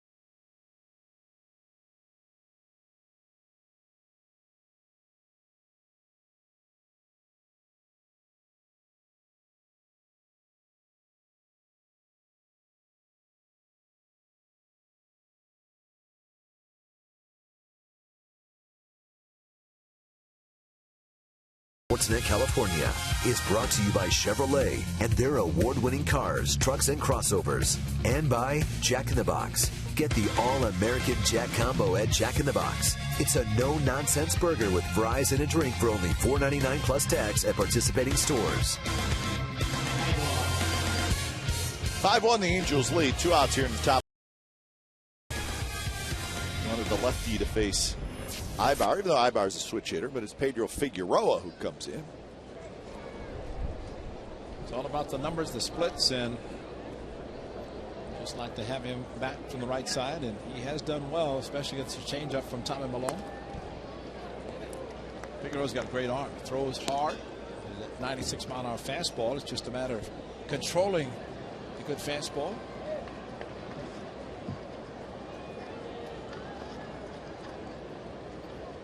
Jordan Alberto, acquired by the Athletics from the Diamondbacks, and he had a very good arm, strong arm, but tough throwing strikes. But that has changed considerably as he is right now. Very good pitcher. Reddick has it. Ibar is retired. 3 up, 3 down inning, and we're going to the bottom of the 5th. 5-1 Angels.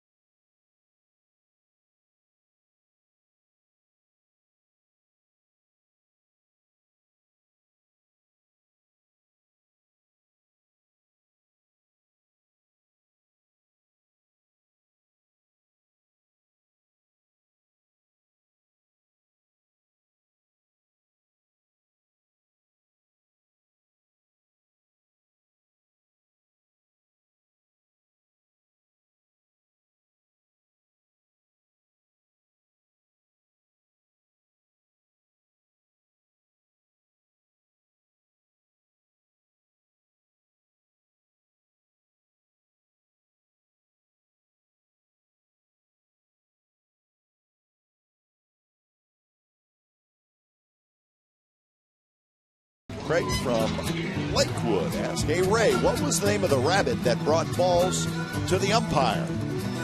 Charlie O. I don't know. What was it? Here it is. You got it. There he is. His name was Harvey the Rabbit. Right. It's like the movie, right? Harvey the Invisible. Rabbit. That's awesome. Harvey. You see the rabbit? I don't see a rabbit. Harvey the Rabbit. Yeah, that's right. I did not remember the name, but now I know the rest of the story.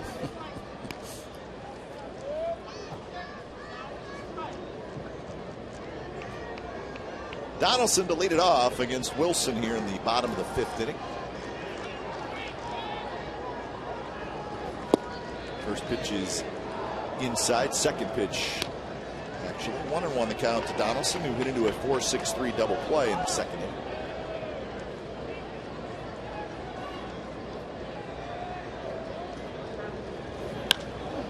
This one's driven to center.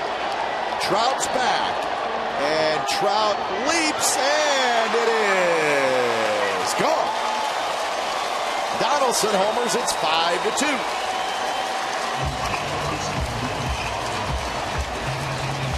Gotta hold your breath with Trout. You can hear the fan reaction. We didn't know until Trout came down, but the fans reacted. Those who are in the outfield could see it. High changeup, but he crushed it. Got into it big time, straightaway center. But you're right, Trout, great jumping ability by the Angel center fielder. Went back, timed his leap perfectly, and Henry Baltimore jumped way over the fence and robbed a home run. But this time, did not happen. So Josh Donaldson continues to swing the hot bat. So here's Norris, who takes a strike. So home run number 6 for Donaldson. How close was he? He was fairly close. Oh, sliced back just enough away from his glove, but he was close. So Norris, who hit a line shot right at the left fielder in his first at bat. Another home run for the A's. 14th home run in the last 5 games.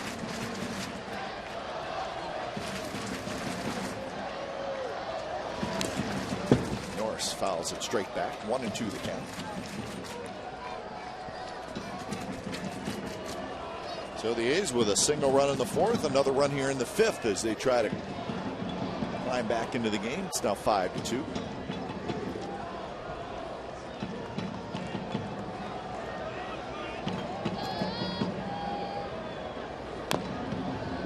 Check swing bouncer toward the dugout. What you do is think back to August the 8th, the last time the Angels were at the Coliseum.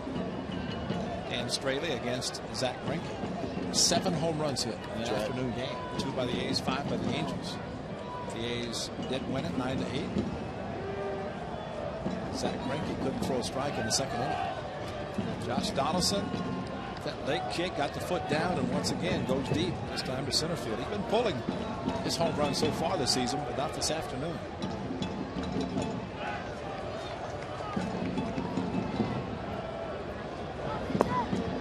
Slider is low.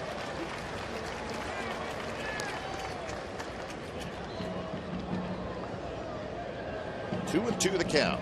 Stephen Drew in the on-deck circle.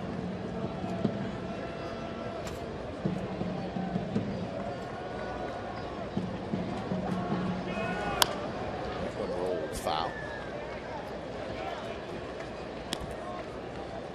The A's making Wilson work a little bit more the last 2 innings. He kind of breezed through the first 3. He had just 1 hit off. Well, you combined the pressure of signing a multi-year contract to be right in the middle of the rotation. Didn't want to see Tom Hallion's third strike call with an A's player, but he just did. Just rang up.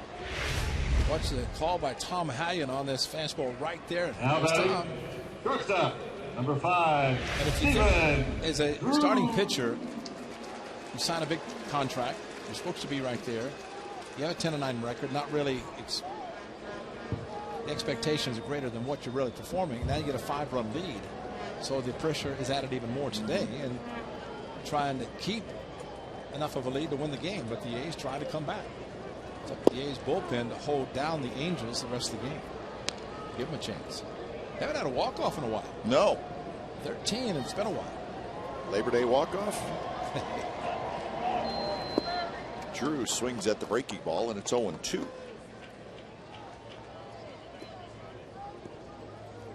That home run by Donaldson, the 15th home run that Wilson's given up in 174 innings.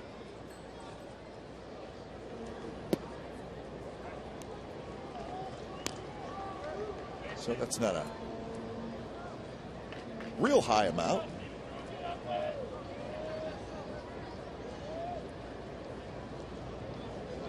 One and two to Drew, who fouled out to third in front of the A's dugout. This one's bounced up the middle, and that's a base hit. So 5 hits now for the Athletics against C.J. Wilson. Well, right back up the middle, lefty on lefty, and fastball away, and C.J. Wilson fell off just enough, did not square himself up to the home plate area, and as a result, he might have taken it off his body. Watch as he follows through, ball right back over the mound as he tried to kick it. But that's where the good pitchers finish square, and they do it, they catch those balls. Otherwise, they might give up their body a little bit. You see Raymond in the picture between Mike Butcher and Mike Scioscia. Always makes an appearance. It's like that Harvey the Rabbit. Harv. Rosales fouls it straight down.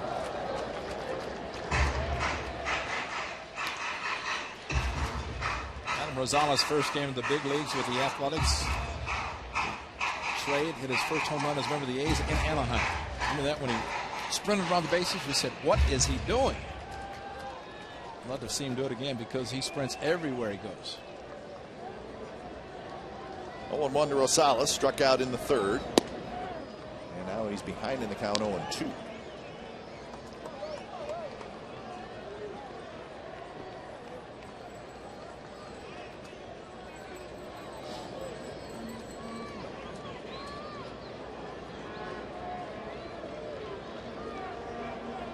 "70 pitches for Wilson.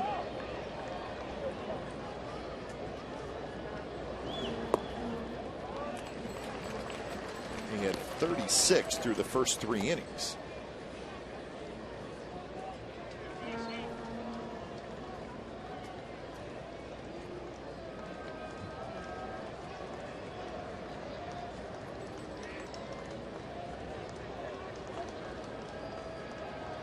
Trumbo playing right in front of Stephen Drew.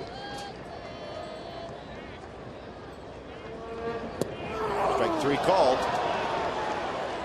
Backdoor pitch, and Rosales strikes out for the second time. That was the backdoor curveball, and froze Adam Rosales. Tom Hallion liked the pitch enough to bring him up. Number 4, Coco.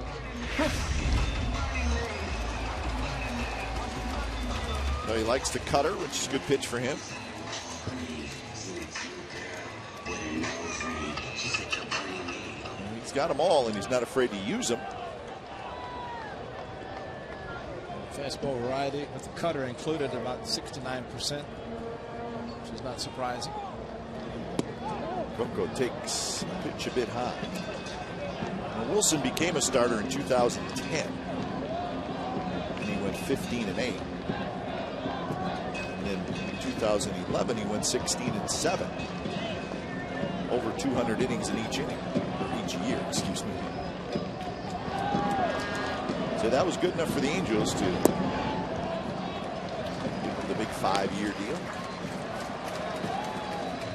I still think that the best thing the Angels did was not pay him more as a free agent than they did their ace, Jared Weaver. Extended Jared Weaver, he accepted pretty much a hometown discount to sign with the Angels, and any free agent had to know they were not going to get more than Jared Weaver, and I think that's the best thing. Jared Weaver's your ace. You want to make sure he is the highest paid, keep him happy. I think for any team, it's nice to know that you have 2 real good starters going forward into the future. I mean, Wilson signed through 2016. I think that's what Weaver signed through. So you know for the next 4 years. And obviously you hope they stay healthy. You know you'll have those 2 guys. In the A's case, their pitchers are younger, and they know they're going to have them for hopefully even longer than that. They should take back hometown discount. I think Jared Weaver is just happy with the contract, and he wanted to stay home. Not that it was a discount. He might have gotten more in a free agent market. Bottom line, he was happy with the contract and wanted to stay with the Angels. You have to give a lot of credit for not waiting and testing the free agent market for a few more dollars. Well, that's the price tag on just being happy with the team you're with. Who knows?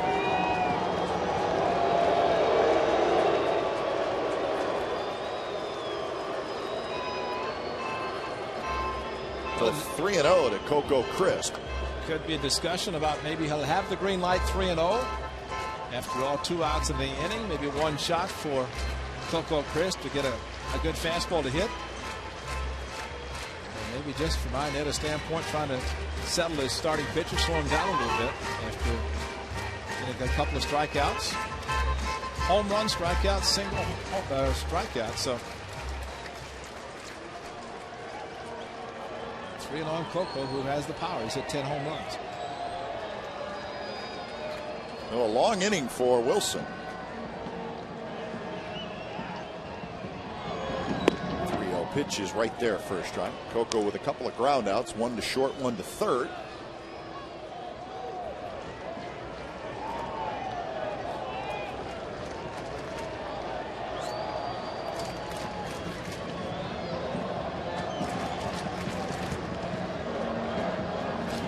Drew the runner at first. Foul ball to the backstop. Check swing by Coco.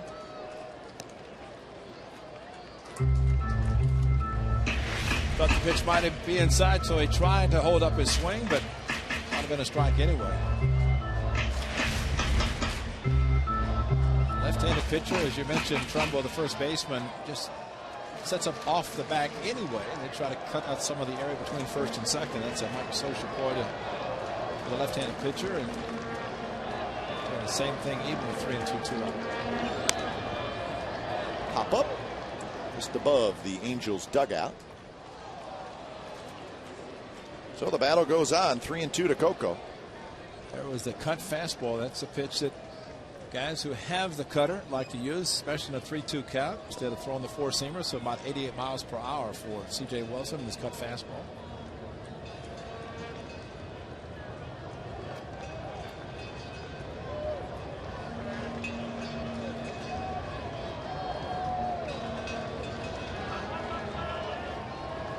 So Drew runs, and this one's popped up again.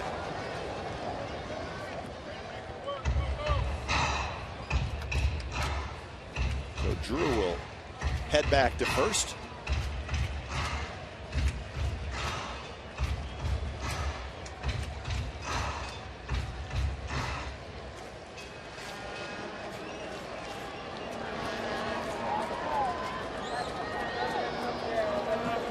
Wilson's ready again, and another payoff pitch. And another foul ball.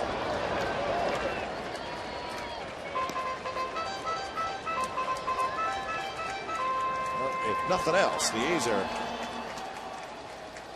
making Wilson work big time. He's now at 80 pitches.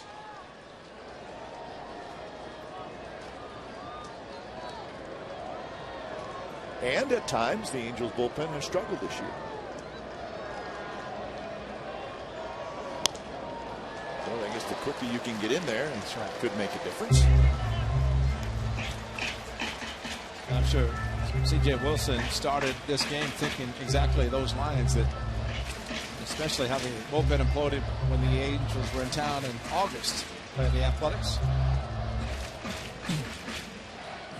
I always like to get those starters to sell the bullpen. Just take it easy. It's a my game. Jared Weaver can do that. He's done it plenty of times. Yep.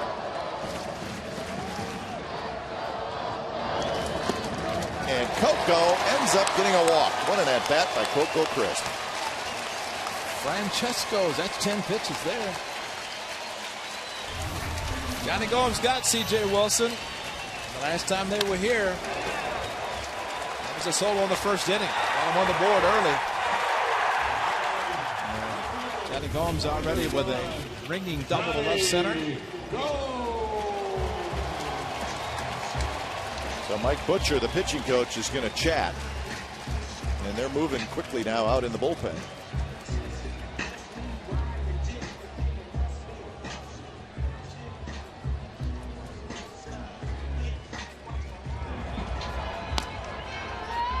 Oh, they get up Richards, Garrett Richards. 28 pitches for C.J. Wilson this half inning. As you mentioned, a lot of pitches. Started the finished 4 with 54 pitches.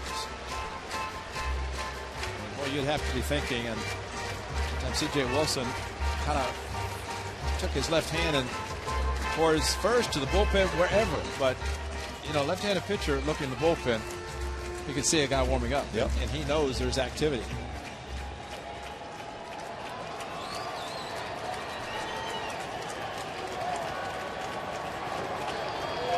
So Gomes is ready. 2 on, 2 out. A's down by 3.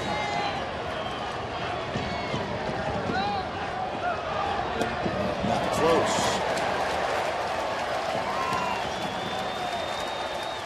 The A's fans, Johnny Gomes, the A's players hoping for the long one, the 3-run shot. C.J. Wilson, Scioscia thinking just the opposite, and a walk. I mean, 2 strikeouts in this inning, home run and a single, a walk. And Mike Scioscia seeing his pitcher trying to make his 30th pitch in this half inning, and just in the 5th.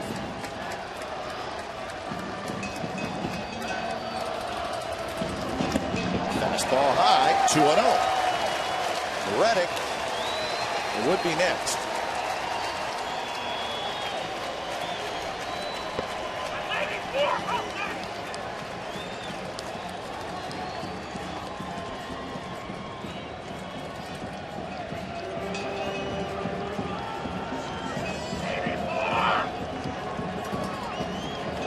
Started with a Donaldson home run.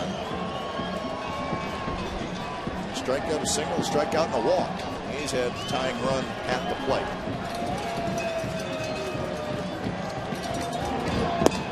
There's a strike, and it's 2-1. Gomes doubled and scored in the 4th. He scored the A's first run.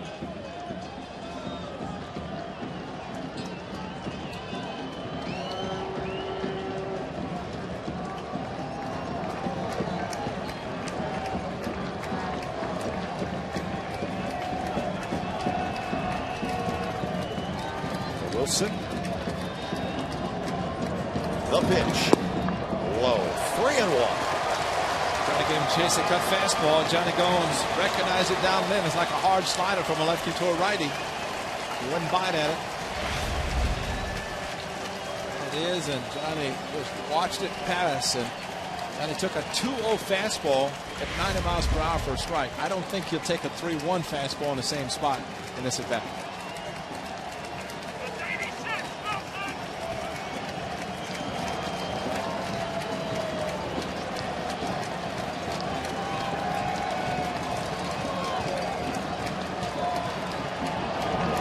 And that one's high, and he walked it. And now the bases are loaded.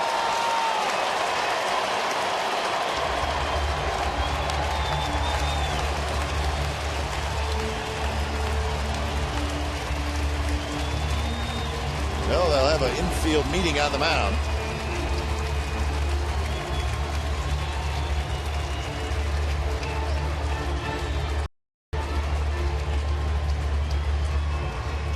Josh Reddick, 28 home runs, 75 driven in with a base hit today.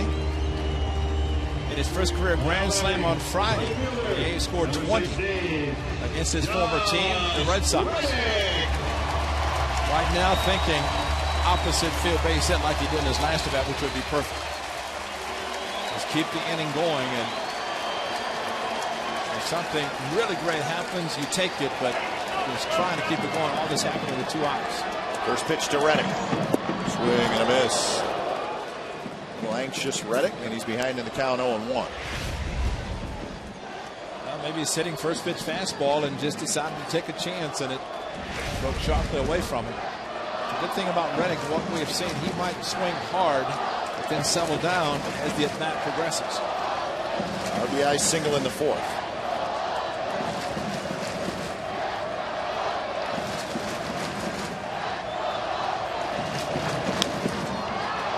This one skied toward the second baseman Kendrick, and he's got it. Side retired. So when it's all said and done, the A's get just the one on the Donaldson home run. It was his 6th of the year. Well, there it is. 6th inning coming up. 5-2 Angels.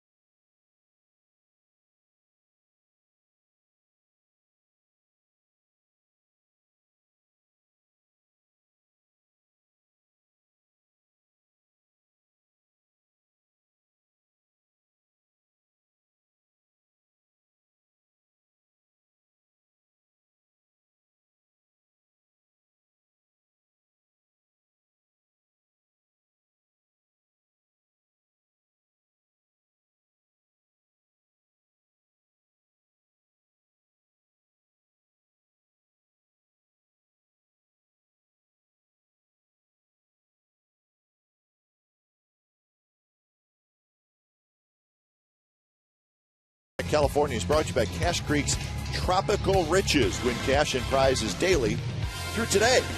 Visit CacheCreek.com for details. Angels 5, A's 2. It's the top of the 6th inning. So he's got 1 run back in the bottom of the. Felt like they got more. They were able to load the bases. Wilson got out of it. It's a good sign, though. I think C.J. Wilson is short for this game because of the number of pitches thrown in the 5th inning.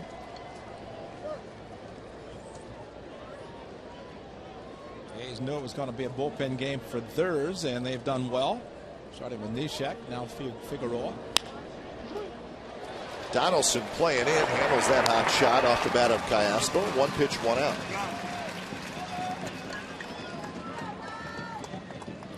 And that'll bring up Vernon Wells. Wells has Now batting, had a big number game 10, for the Angels. Vernon Wells. RBI single in the second, solo home run in the fourth.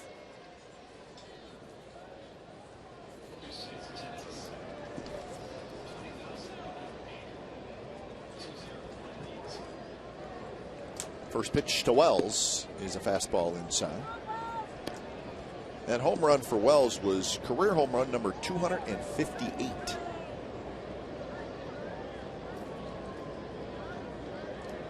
The problem for the Angels with Wells is he's got 2 more years left on a contract. And they will pay him $24 million per year. That's right, $24 million per year.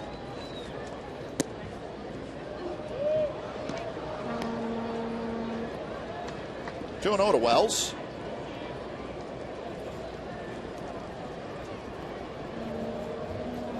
Iannetta will be next.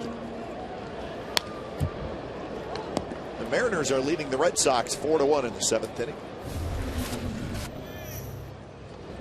This was a pitch that Tommy Malone threw. The 77-mile-an-hour changeup. Wells flipped his bat. Took a route that could shake hands with Frederick Griffin. He's a first base coach. Way wide. So 3-1 now to Wells.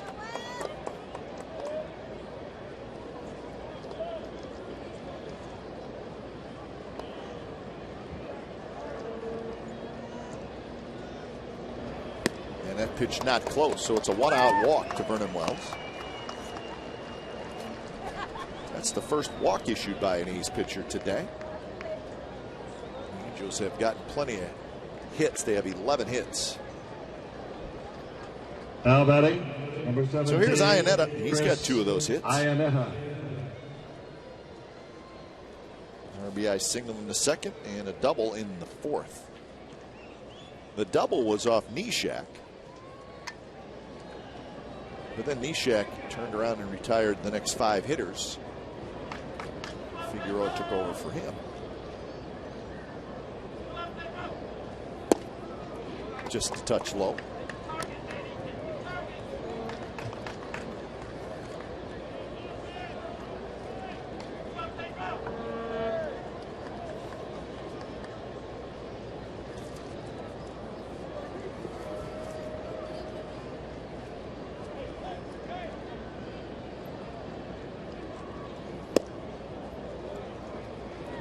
All right, the Rays beat the Yankees today 4-3.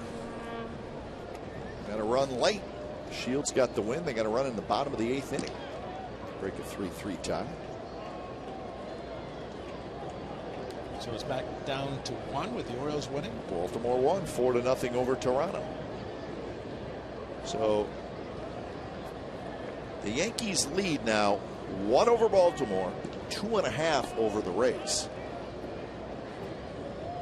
So that is now a 3-team race, big time. Remember the last series of the season last year in Tampa Bay between the Yankees and the Rays. At that point, the Yankees. That's not good, folks. That one's going to leave the yard by a long way. Iannetta with a home run. It's 7-2 Angels. All fastballs, and after the A's were a hit away from making a close game, Chris Iannetta has his 3rd hit and a big home run, a 2-run shot. 2-0 fastball, 93, and it said hit me, and it did.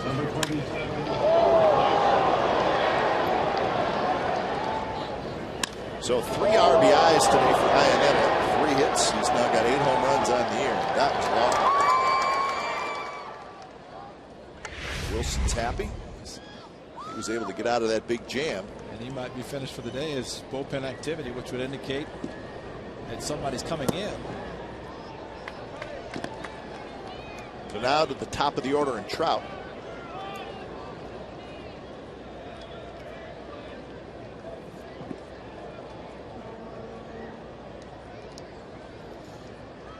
Trout is 1 for 3. So the Orioles shut out the Blue Jays 4-0. Joe Saunders retired the first 17 batters he faced. So Saunders just picked up by the Orioles. Does his thing.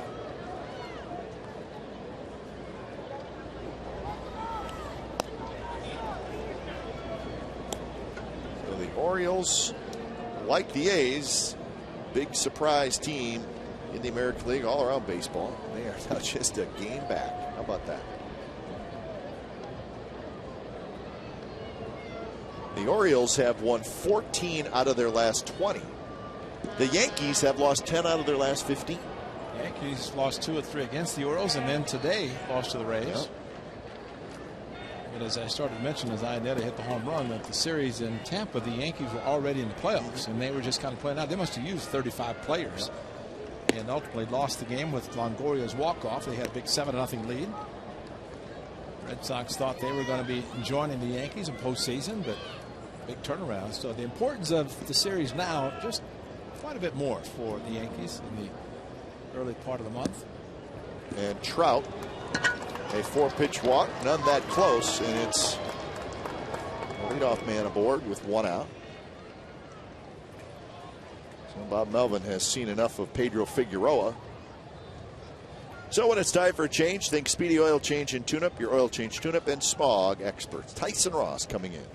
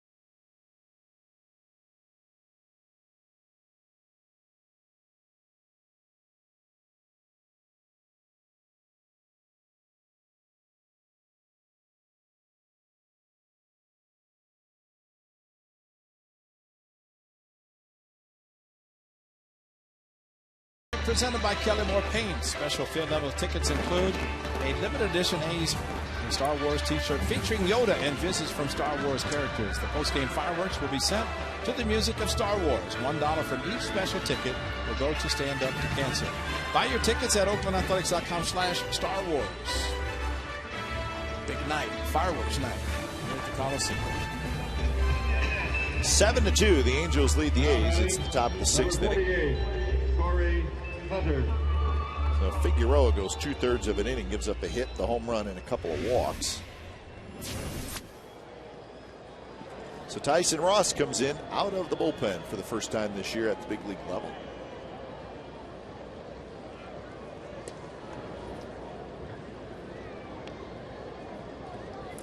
So he made one appearance at AAA as he made the start in St. Pete against the Rays. Lost, was optioned back to AAA, had to stay for 10 days, was activated prior to today's game, and said he's happy in the role of reliever, and I think that might be his best role.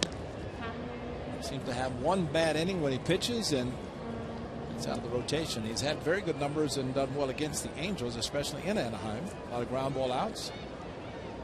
Has a chance to show something in this half inning and maybe beyond in this game. Trout goes. The throw to second base goes into center field. Trout gets up, and he's going to go to third. And it's a stolen base and an error. We'll go to Norris. So just like that, Trout standing on third. It happens quickly with him. He pitched out, and then with the ball going into center field, Stephen Drew could not get there quickly enough to back up on the ball that bounced in front of Rosales. 43rd steal, Ray. At first line, Trout didn't know initially where the ball was, but plenty of time with his speed once the ball headed to center field. So RBI chance for Torrey Hunter. The count is 2-0. Infield comes in. And this one's hit toward right. Trout tags. Reddick sets up. Here comes the throw to the plate. And Trout is in with a slide. And it's 8-2. The Angels lead. The speed of Mike Trout on display here in the 6th inning. Now batting, number 5, Albert. So 3 runs in the inning. Josh Reddick set up as perfectly as you could, and with anybody else, less speed, might have had a chance, but with Trout, very unlikely. So walk, stolen base, E2, sac fly, relatively shallow, and a run. Here's Pujols, and they'll check on third. Alfonso Marquez says he was safe, did not leave early.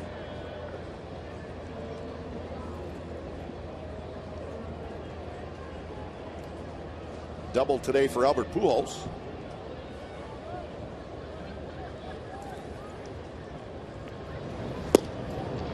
One other note on that Yankee game, which the Yankees lost 4-3. They did get Alex Rodriguez back today. He was the designated hitter. He was out for quite a while, broken hand. So he went 1 for 4. And they're also hoping to maybe get Mark Teixeira back later on this week, so that would be a big boost for them. Teixeira had the calf muscle. So 2 decent bats to put back in the line. But either way, the Yankees are feeling the heat from the Orioles and the Rays. He entered play today with the same record as the Athletics. Can you believe that?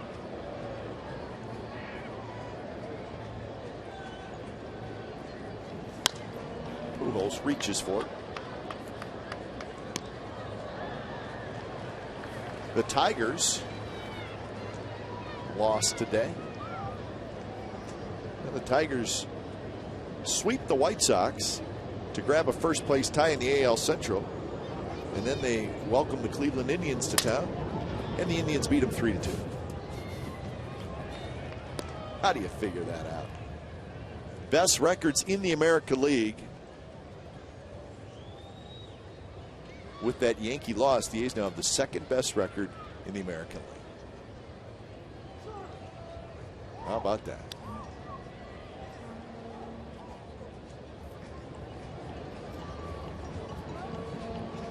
One-two pitch to Pujols. Rolled foul again.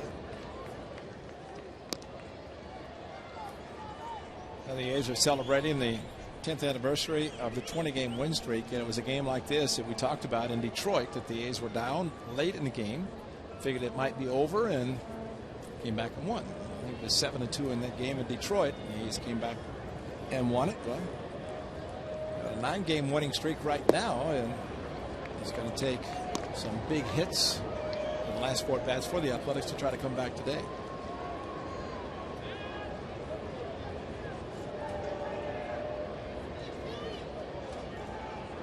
So a good battle here between Ross and Pujols. And another foul. Rangers won 8-4 in Kansas City. Darvish got his 14th win. Chen took the loss. Bunch of home runs. Soto, Hamilton, Beltre, Cruz, Young. So 5 home runs by the Rangers today. It's the 4th time this year they've hit 5 home runs in a game.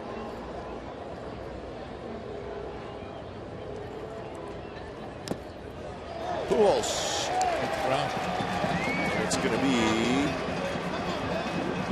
be a strikeout. Pujols wants to argue with the first base umpire Brian O'Nora. I'm not sure how Brian O'Nora can make that call. He's about 120 feet away.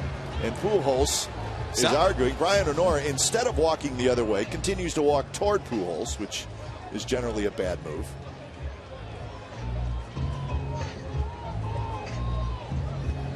Sound like a foul tip or something, or hit the dirt. Well, it was a foul tip and it was caught. Well, I just don't understand how you can ask the first base umpire. When especially on a ball that was caught. Check swing, yes, not that though. Yeah. 8-2. Angels get 3.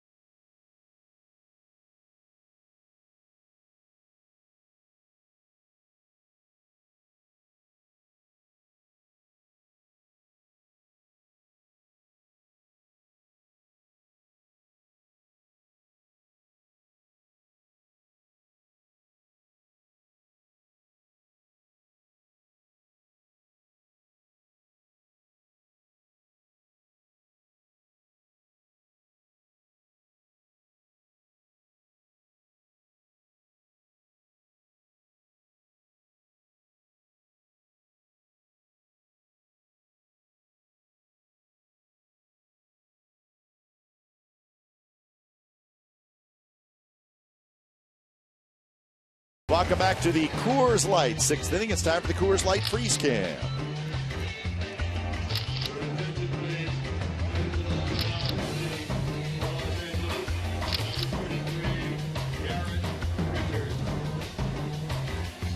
Coors Light Freeze Cam is brought to you by Frost Brewed Coors Light. It's the world's most refreshing. 8-2, the Angels lead. It's the bottom of the 6th inning from the Coliseum. Leading off the bottom of the 6th inning for the Athletics. And when it's time for a change, think Speedy Oil Change and Tune-Up. Your oil change, tune-up, and Spawn experts. Garrett Richards comes in. So Richards, 3-3 with a 4.76 ERA. Richards has made 9 starts this year. He's 6'3", 215 pounds, and just 24 years old. First round draft pick, 2009. So he did not spend a whole lot of time in the minor leagues. From the University of Oklahoma. Cespedes, Carter, and Donaldson to face Garrett Richards.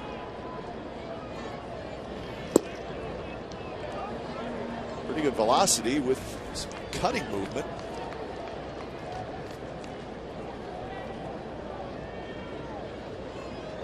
Cespedes, a ground out to short, and then he reached down a fielder's choice.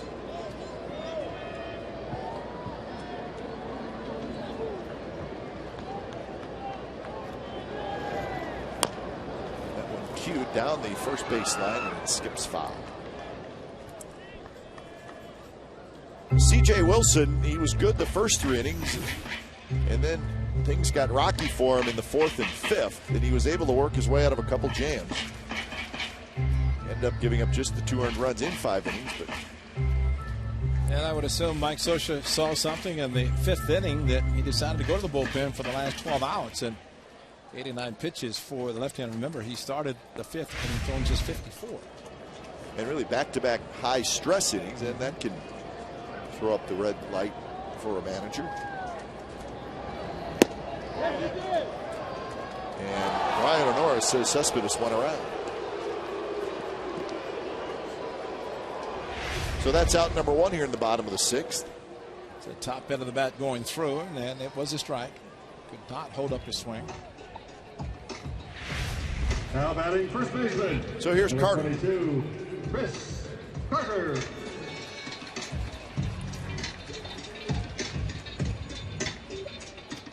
Carter has a base hit. He's with 5 hits in the game.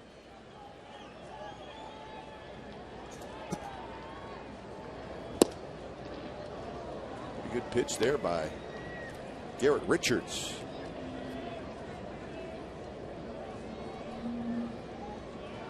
So you have velocity Chef Rodney, like you're that. the best. You're the best. You're the best.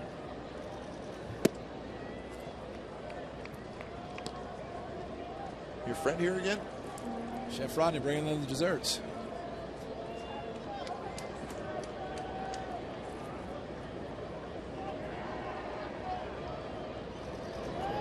Swing and a miss. There's that pitch again. It's 95 and it's acting like a slider. And that's not fair. Especially where he starts the pitch, right there, and it's not taking any velocity off the cutter. And that one straightens out a little bit, but it's right down the middle, and Carter watches it. Back-to-back strikeouts for Garrett Richards. So 2 outs here in the 6th. Right over the top, almost. You got 2-seamer, but still thrown very hard. Now batting third baseman. Carter frozen for strike 3. Josh Donaldson. So here's Donaldson, homered in the 5th inning. Center field, just out of the reach of Mike Trout.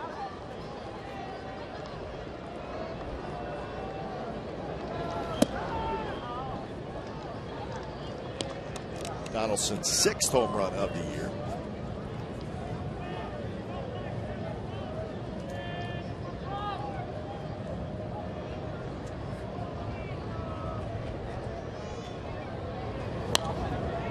Good swing there, fouled it back. Richards got to the big leagues last year, pitched in 7 games, made 3 starts for the Angels.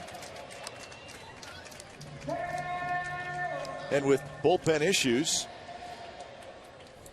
may be able to help him down in the bullpen the way he's pitching, at least. Because he was starting this season a little bit. With Dan Herron was on the DL, different guys. And so he stepped in the rotation, pitched well. That one hit past Callaspo down the left field line, headed for the corner.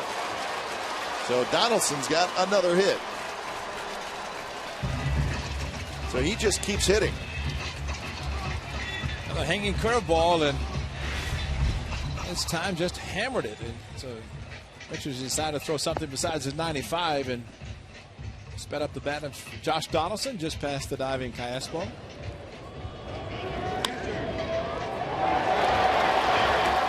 Brandon Inge on the disabled, not on the disabled list, but he is out. Going to have shoulder surgery.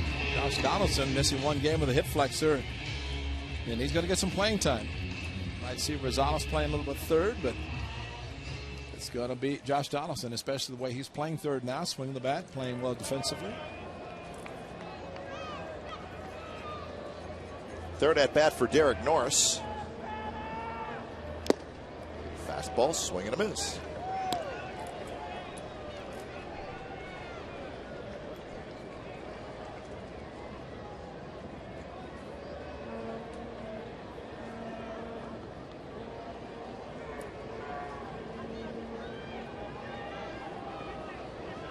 Angels have out-hit the A's today 12-6. Each team has made an error. Now Norris behind in the count 0-2.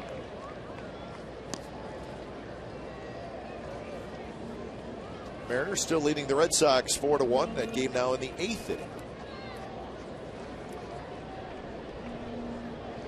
Red Sox jumped ahead 1-0, got happy, and then that's all they've got. Yep. In line for their 7th consecutive loss on this West Coast swing.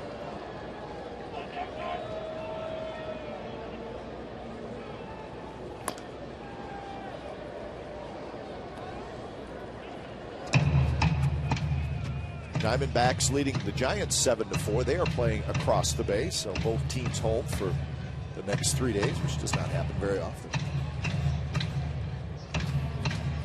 And both teams right in the thick of a pennant race.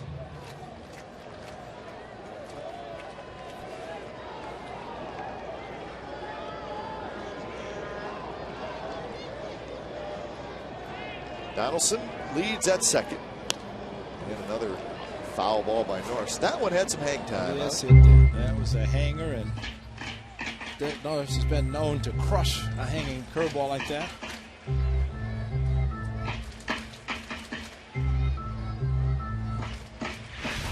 Right in his wheelhouse, right there, and just fouled it back.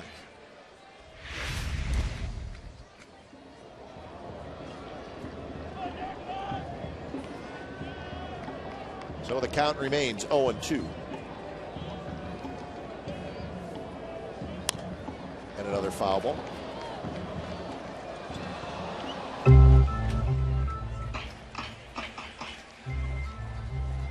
It was interesting watching Chili Davis prepare for today's game, and that's for the September call-ups. Colin Cowgill, who was called back to the A's, and the conversation. And when players come up from the minor leagues for September, there are also pitchers maybe from the other side that the AAA guys coming up know.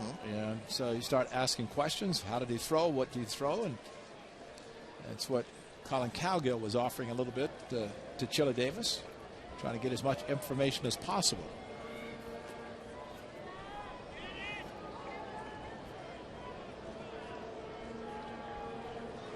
Well, Chili's getting a good battle out of Derek Norris right now.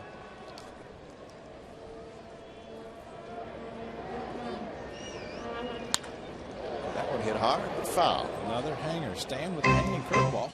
I guess he just wants to get it hit hard. I'm going to stay with that hanger and just see how it works out. Just see how far he can hit it. Got a good 95 cut fastball outside corner, but I'm going to hang it in there, just tease him a little bit. So A's have not made contact with that cutter. That's what I mean. And I guess just trying to speed up with the bat. It's 0-2 now, still 0-2 with 4 foul balls with 2 strikes. That one in the dirt, blocked nicely by Iannetta.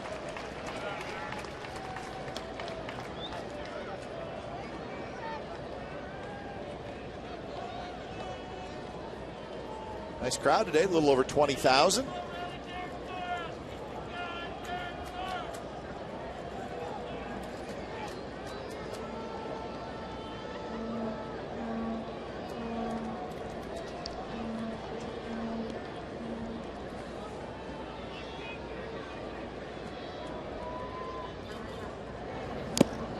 And finally, Richards gets one past Norris for the strikeout. So he strikes out 3 in the inning, gets up a hit. 7th inning coming up.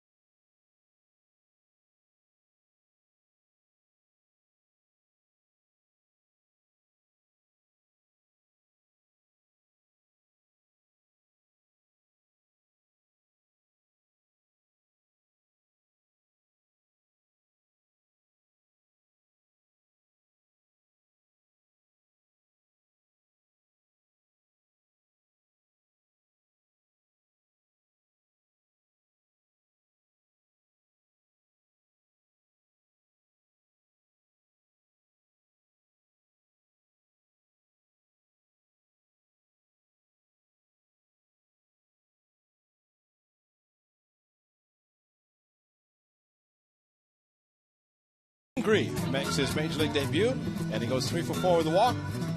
And his 3 of his hits are all doubles, and it's against the Giants. The A's winning. He finished with 5 runs batted in on that debut.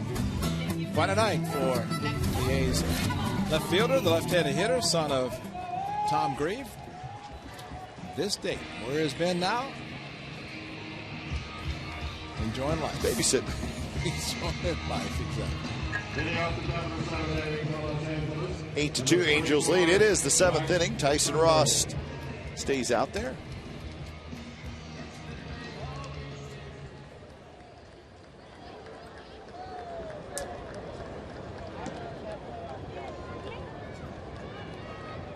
Trumbo, Kendrick, and Ibar. First pitch fastball to Trumbo, first strike.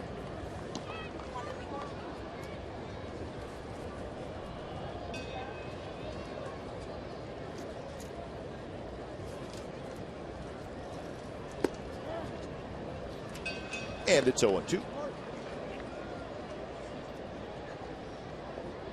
Trumbo has hit 187 in his last 31 games. So I mentioned earlier that he's one of the few Angels who are not hitting,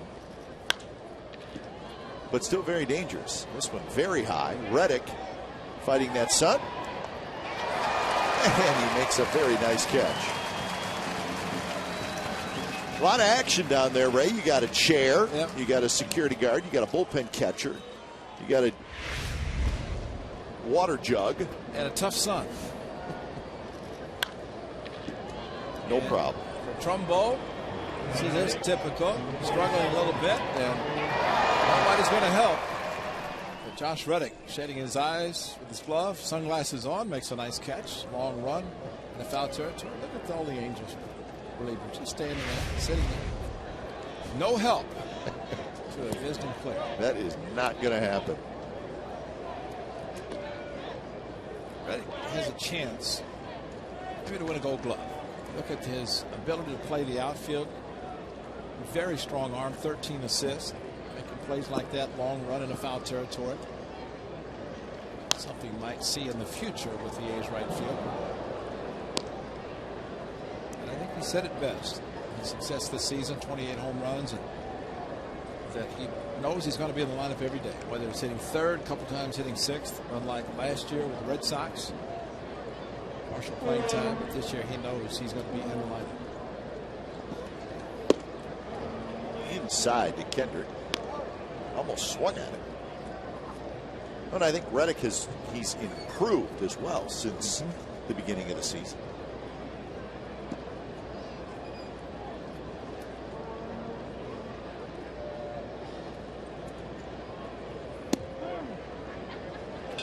Two now to Kendrick, who is 0 for 3.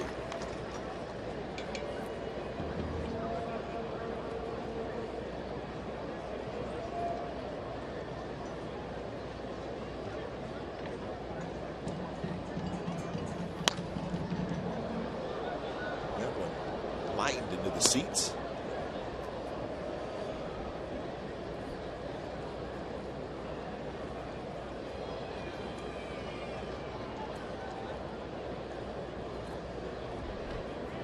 Tyson Ross got the final 2 outs in the bottom of the 6th inning.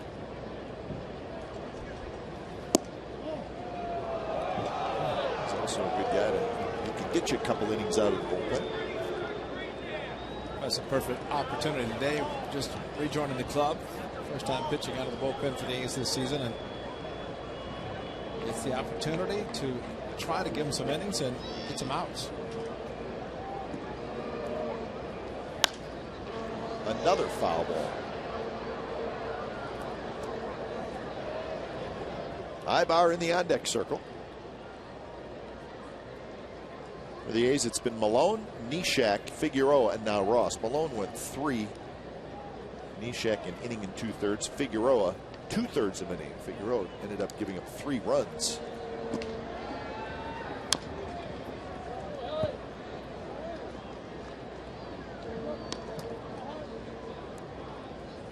It was the last inning when that lead went from 5-2 to 8-2.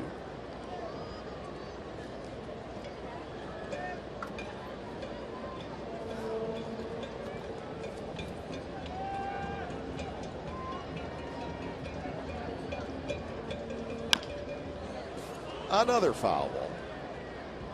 But you said it best, Ray. The A's had the tying run on base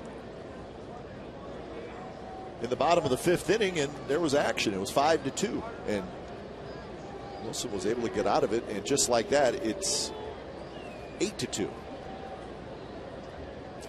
That's when the A's needed the shutdown innings without scoring runs. Yep. And it just could not happen. You get down early in the game, your bullpen really has to do the job, and by and large, they have done it today, exception last inning. And of course, when you're down, different guys are going to be used out of the bullpen. Guys have their roles. If there's a win on the line, you know who's going to be pitching 7th, 8th, and 9th. Pretty much Doolittle, Cook, and Balfour. Lovins could be in there, so there are different roles for the guys. But guys also know you get down, job is to prevent the other team from scoring runs. And Howie Kendrick, heck of an at-bat, fouled off a whole bunch of pitches and then ends up with a base hit right back at Ross. Here's our Chevron pitching matchup, and it's for tomorrow's game against these Angels, Greinke and Parker. Ibar. Look forward to that. Greinke, one of the big trade acquisitions made by the Angels at the trade deadline. So-so results so far.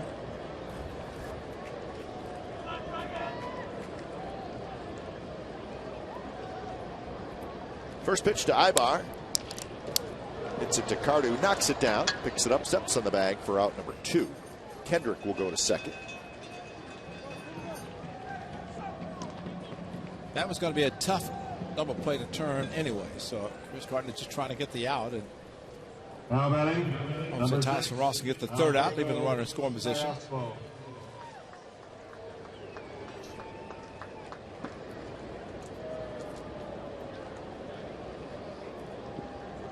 Two outs for Callaspo.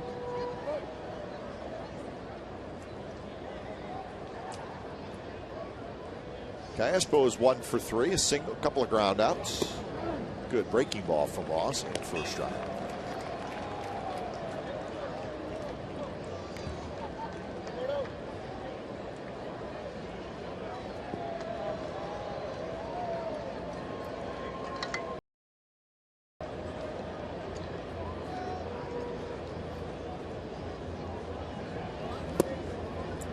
Ray, you mentioned about Tyson Ross, the fact that as a starter, he usually has one bad inning. Thank you. And it's usually not the first inning. Right? I mean, he usually pitches well into the game a little while, and then 4 great innings in St. Pete against Tampa Bay. So another reason why a lot of people think he could be a very good reliever.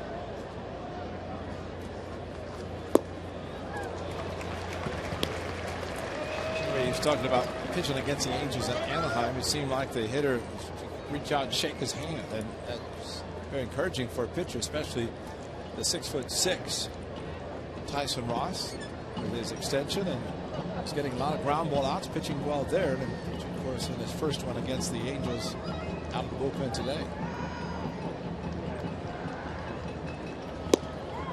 Yeah, the 1-2 pitch, swing and a miss by Callaspo. Side retired. A hit, a runner left. We've reached the 7th inning stretch. 8-2 Angels.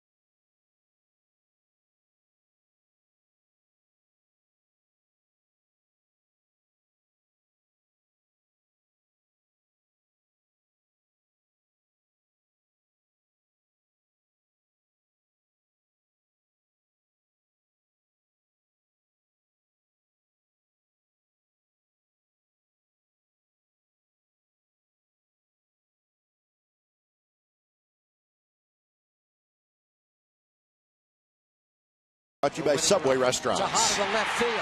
Well struck. Miguel Tejada has done it. Miguel Tejada has hit a 3-run walk-off homer to win the game.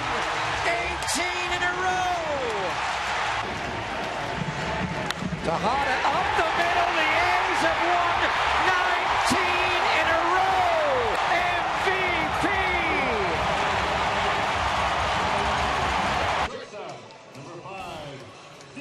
Indeed, we are remembering the streak, 18 and 19.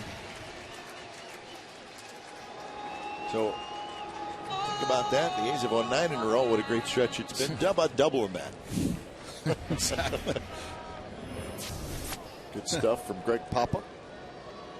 Who's that guy screaming on the home run? It's all right, you're allowed. Dr. Schwartz said yesterday, just 12 more. That's right. After winning the 9th consecutive game yesterday, 12 more to equal, actually, to pass. That would be great. Of course, at that same year, the Angels were playing extremely well. And they won the World Series as a wild card. Stephen Drew to lead it off. Bottom of the 7th inning.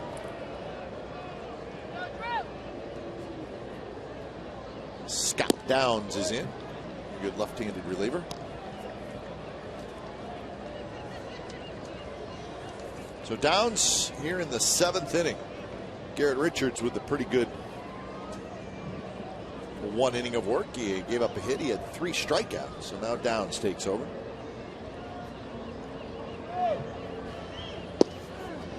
Outside corner. Drew doesn't agree with Tom Hallion.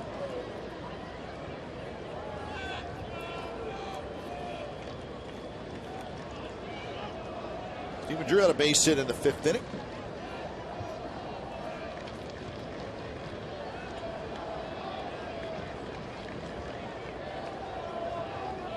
Swing and a miss. A pitch by Downs. And that is 7 strikeouts now for Angels pitchers. How about a second base? Everybody talks about double figures in hits. The A's try to avoid being struck out in double figures in a game.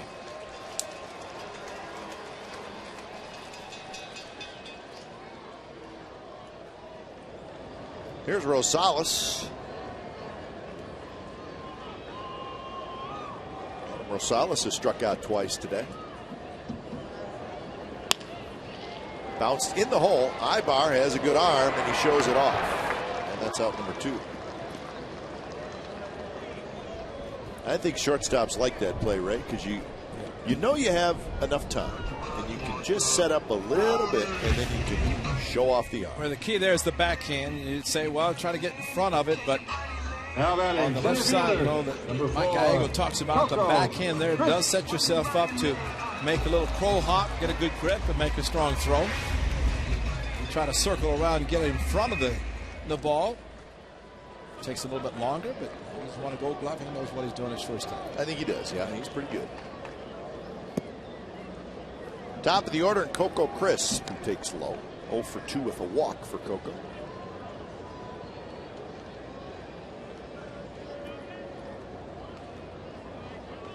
Ninth inning now at Safeco with Seattle leading 4-1 over Boston. Big rumor was the ownership of the Red Sox were going to fly to Seattle, which immediately has you thinking, well, Bobby Valentine's in trouble, but he said, no, just want to see the team.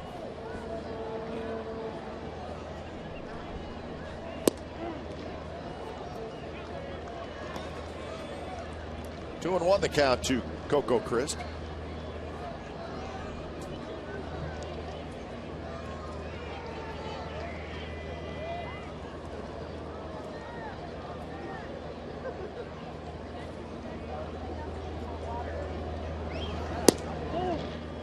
Close pitch, but just a bit outside. So now 3-1 with Gomes hoping to get a chance to hit.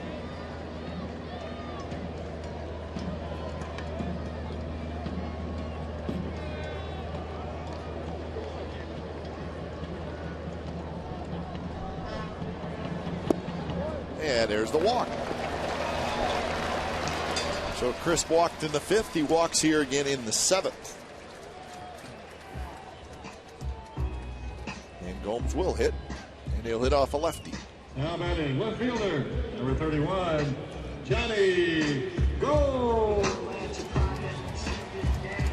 Johnny Gomes has had a good day. He's doubled and scored. He's walked, and he's bounced back to the pitcher. So 1 for 2.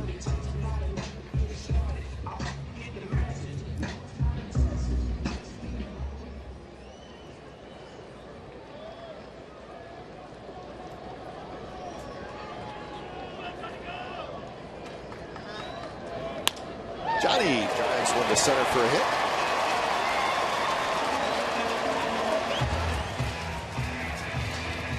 So the A's have 2 on with 2 out.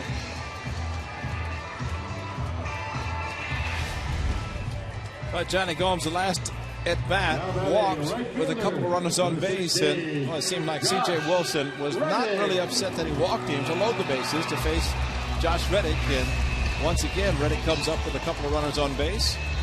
Bases loaded last at bat, but Johnny likes the lefties, he likes the righties, he likes to play.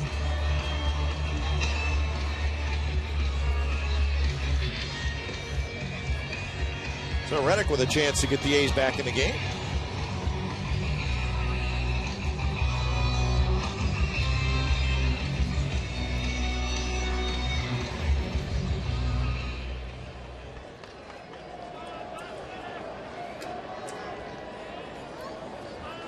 Reddick had an RBI hit in the 4th inning. First pitch down and away.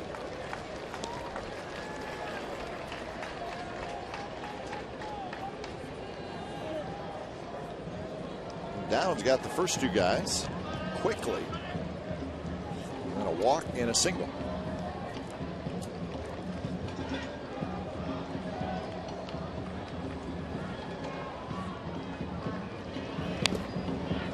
And now it's 1-1 to Reddick.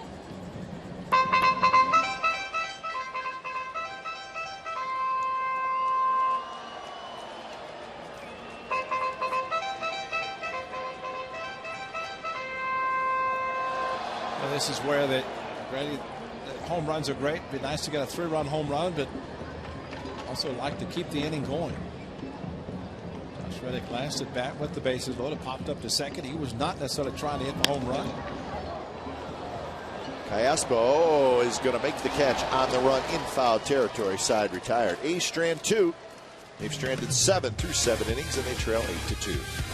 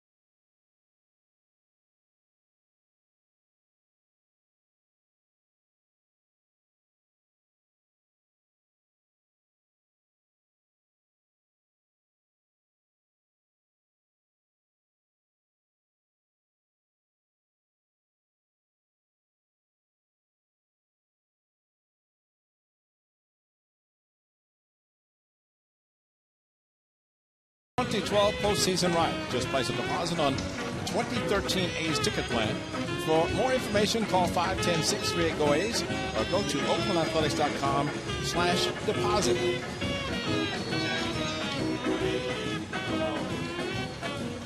Top of the 8th inning, Angels come to bat.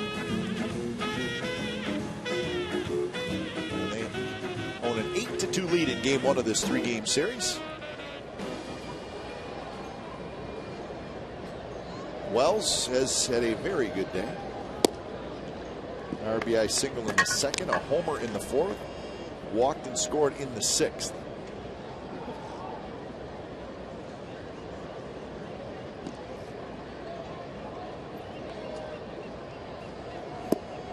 And now it's 2-0. 13 hits for the Angels. They've stranded 5 through the first 7 innings.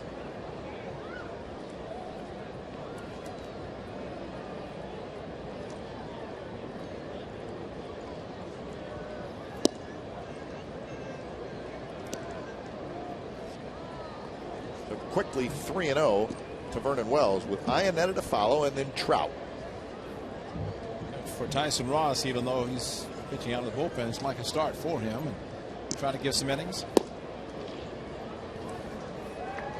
A 4-pitch walk to Wells.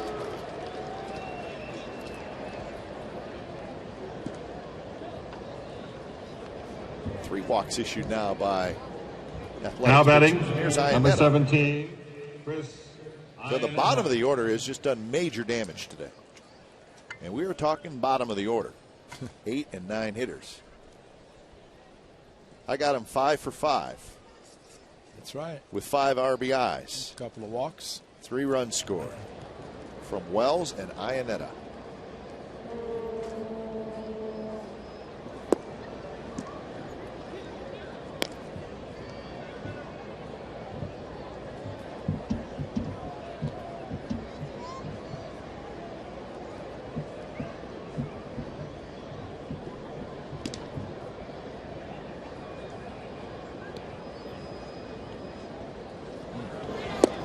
Runner goes, throw to second base. Not in time. Wells got a big jump. Boy, just too big, too high of a leg kick for Tyson Ross. And you can see when he lifts the leg, watch this front leg, lifts it high. And that takes a lot of time, and it takes a perfect throw. I don't know if a perfect throw would have gotten Vernon Wells with the jump he got. Throw offline, but that's what happens when the catcher has to rush. So they go on the move, the high leg kick, and at that point, almost impossible to throw him out. Iannetta taking a strike. So a couple of steals today for the Angels. They are second in the American League in stolen bases. The A's are third, trailing the Rays.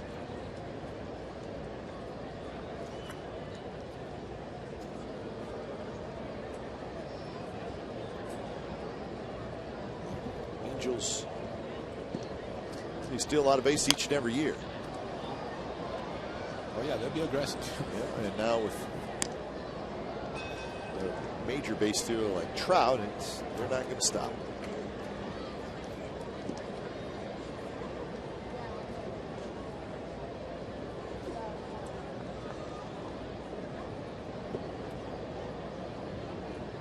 Two and two the count to Iannetta. Triple away from the cycle. A catcher, no less. Breaking ball a bit inside, so now a full count. But when Benji Molina does it, there's always hope for any catcher. No question. To hit for the cycle, especially. But you have to have the triangle at Fenway Park maybe to hit a ball to complete the cycle, get your triple, a stand-up triple, no less.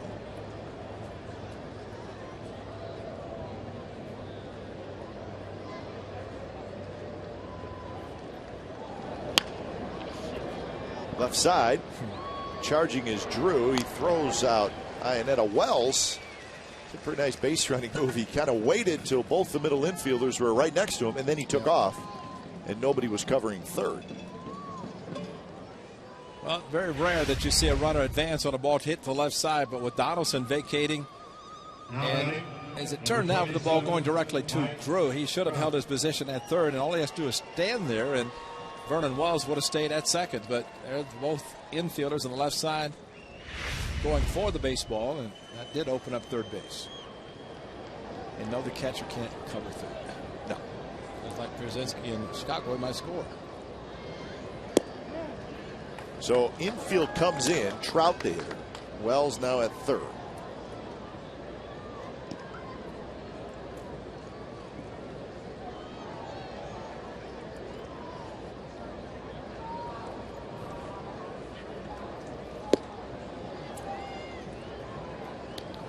Trout is 1 for 3. Single, a walk, a stolen base, and a run scored.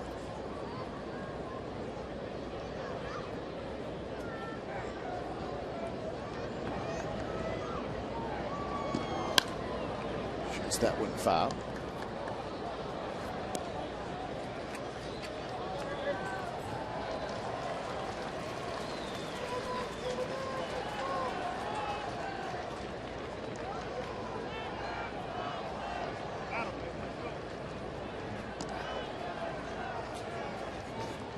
Trying to cut off Wells at the plate.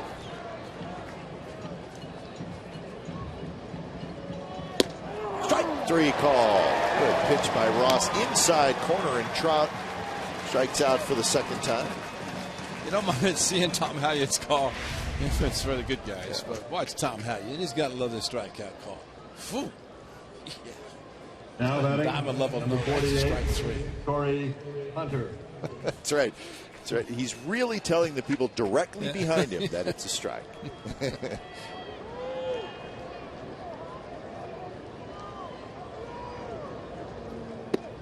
Breaking ball stays high to Torii Hunter.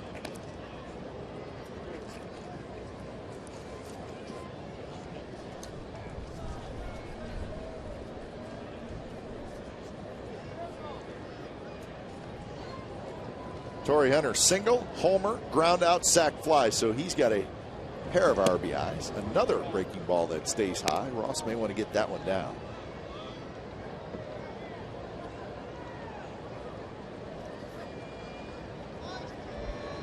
So 2 more RBIs today, giving Hunter 67 now on the year.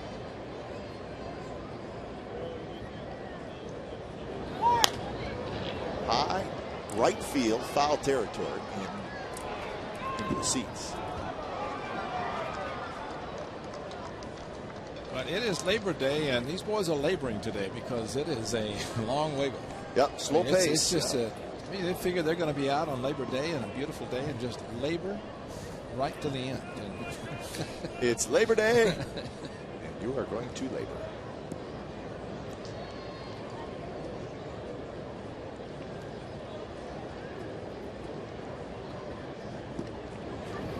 Swing and a miss by Torii Hunter, and the count is even at 2-2.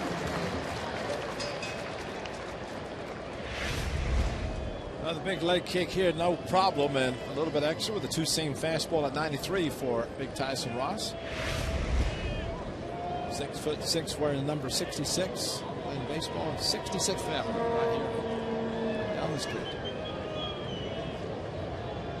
Trying to get out of the jam. Another pop-up. Carter may have a play near the seats and drops right on the padding in the front row.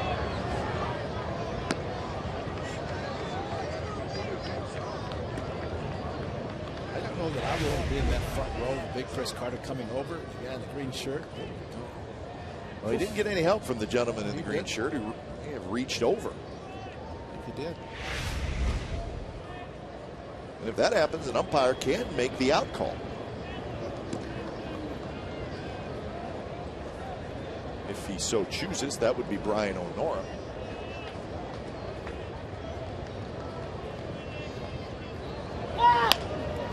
Donaldson charges. He's got it. In time, side retired. So leadoff walk, but no damage done. Bottom of the 8th coming up. 8-2 Angels.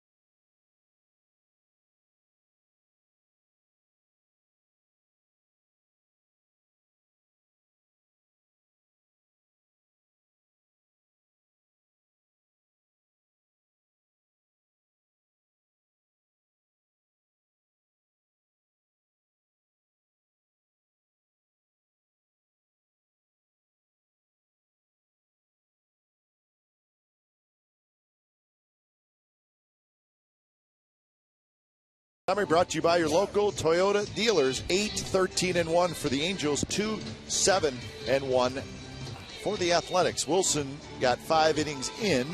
As of right now, he's the pitcher of record. Tommy Milone, not good today. 10 hits, 5 earned runs in 3+ innings. And that's the game summary.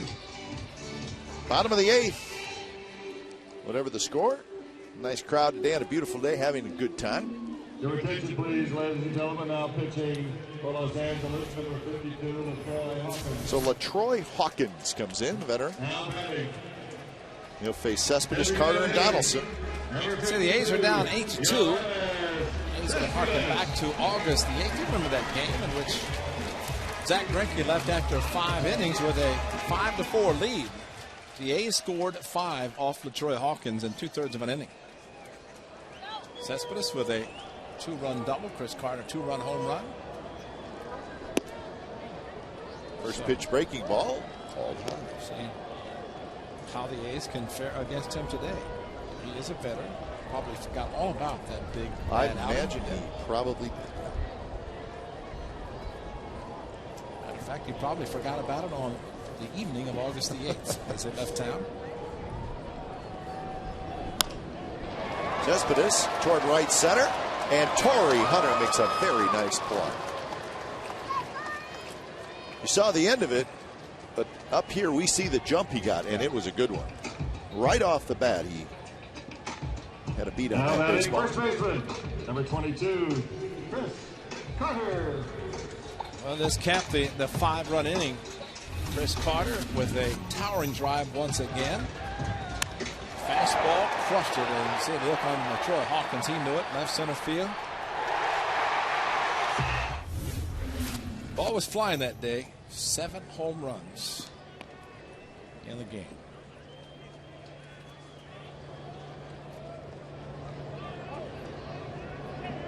So see what Carter can do today against Hawkins. He drives one again. Trout going back. He's near the wall, and it is off the top of the wall and gone. Carter homers. It's 8-3.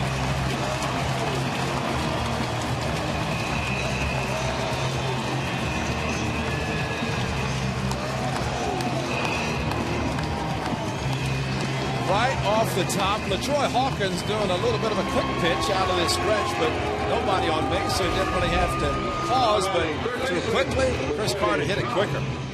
And watch where this ball hits. Left center, 388 mark. Watch where it goes. Going right over, off the top, and over the fence for a home run. So Chris Carter back to swing the bat well. 2 more home runs today by the Athletics. So even though they're losing in this game, they're still hitting home runs. Donaldson and Carter give them now 15 home runs in their last 5 games. 157 home runs on the year. 0-2 to Donaldson. Donaldson has also doubled. He's 2 for 3.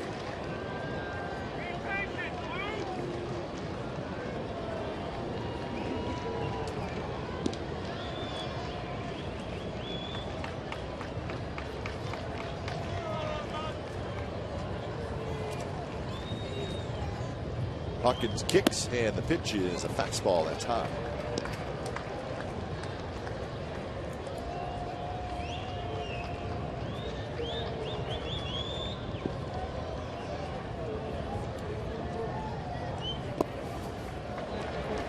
Troy Hawkins is 39 years old. He'll be 40 in December.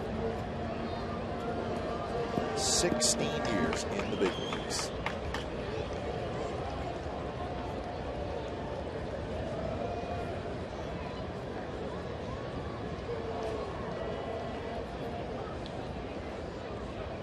Had a very good year last year with the Milwaukee Brewers.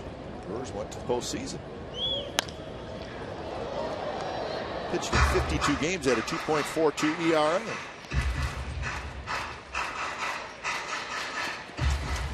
He had a tough stretch in the month of August this year for the Angels. Also spent some time on the disabled list most of the month of May.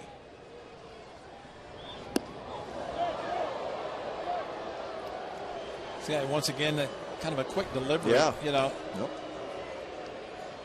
It's again something they talk about quick pitching, but up near the head of Josh Donaldson.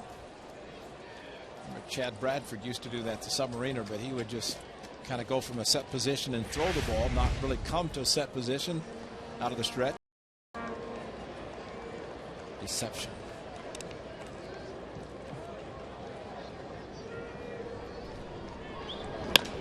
There's a line drive right into the glove of Kendrick. So Donaldson again hits a line shot. He's got a good swing going, but nothing to show for it there. Well, he's got him popping up in this inning. Line drive to Torrey Hunter, home run to left center, line drive to Kendrick. Now batting the catcher, number 36, Derek Norris. So Norris will hit. Scribner starts to throw. It's the bottom of the 8th inning.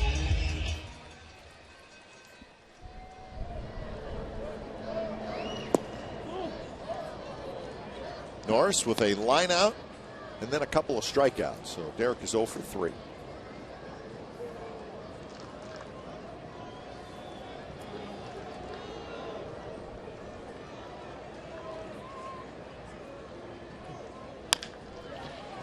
Toward Ibar, who backs up to get a good hop. In time to get Norris. Side retired. Chris Carter with a home run. It's his 14th of the year, so the A's now trail 8-3.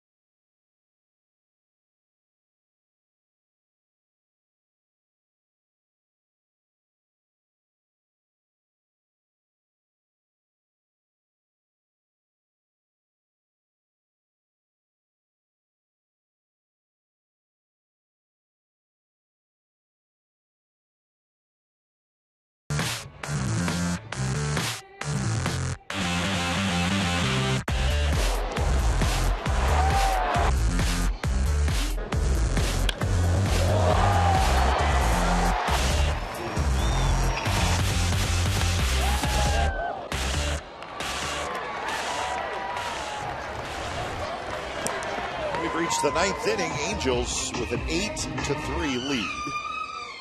Game 1 of the series. Night game tomorrow, day game on Wednesday, and then the A's will head to Seattle. Have an off day on Thursday, travel on Thursday.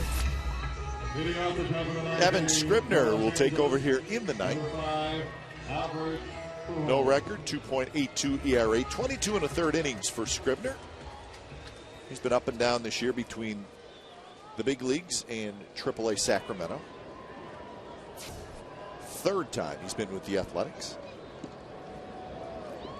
He gets Pujols, Trumbo, and Kendrick, so 3 good right-handed hitters.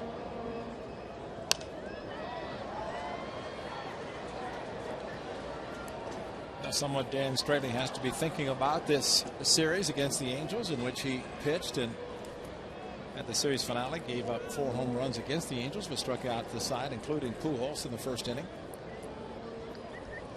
Question whether he comes back. We'll see what happens this month of September after the Bearcats complete their playoffs, as they will be a postseason once again.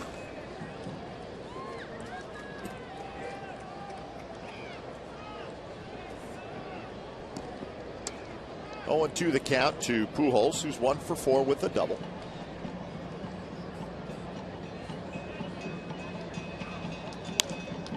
This one's popped up into foul territory where Carter is under. He's got it. So Pujols now 1 for 5. We got in-depth sports news for the Bay Area fan. Go deep with Sportsnet Central. It's brought to you by AT&T U-verse this evening, 6 o'clock. And it's over on Comcast Sportsnet Bay Area. All the baseball highlights from this game and all around Major League Baseball. And the final round of the PGA playoffs in Boston. Dave Ben, Scott Reese will host.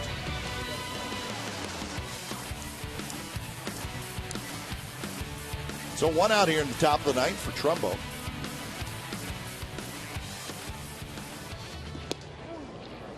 A's have controlled Trumbo today. He's 0 for 4 with 3 flyouts and a strikeout.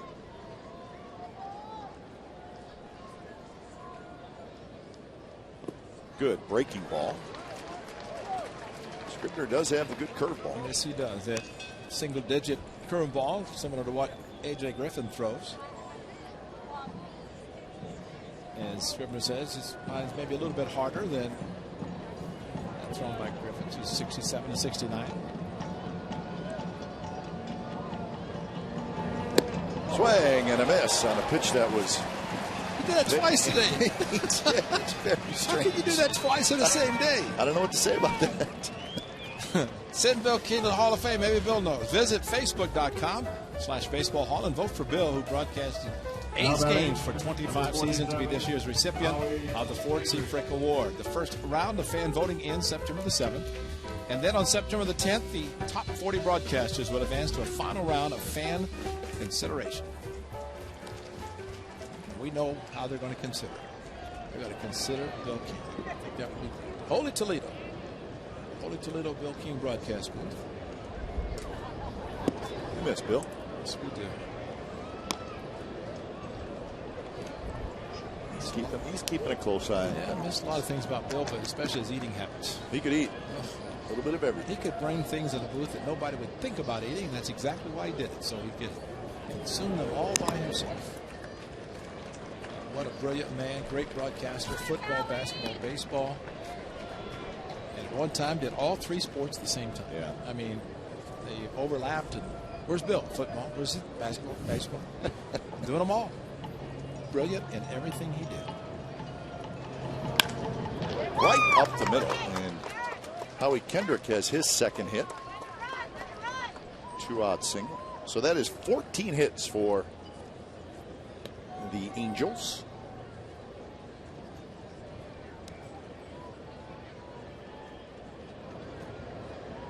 Now batting, number 2, Eric Ibar. So here's Ibar. Ibar has 2 hits. He's 2 for 4. A couple of singles, RBI, and a run score.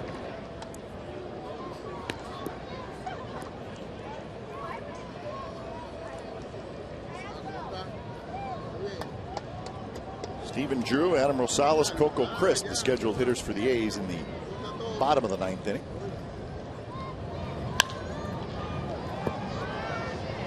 Stephen Drew shading his eyes. He's got it side retired. So Drew catches it, and he's going to lead off the 9th. A's got a lot of work to do. They trail 8-3.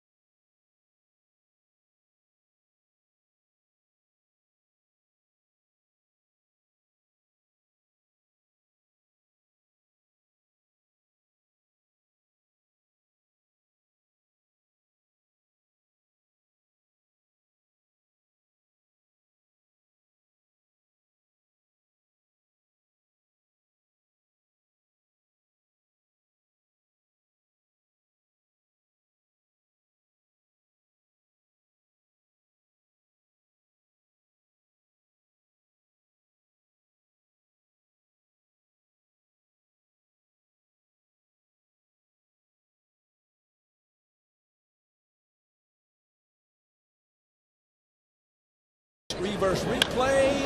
There it is. Josh Donaldson straight away center field over the leap of Mike Trout. A home run for Donaldson, his sixth, and Chris Carter. Another long drive. This one hitting on the top of the wall and bouncing over the fence. So Chris Carter and Josh Donaldson, unfortunately, those are single solo runs.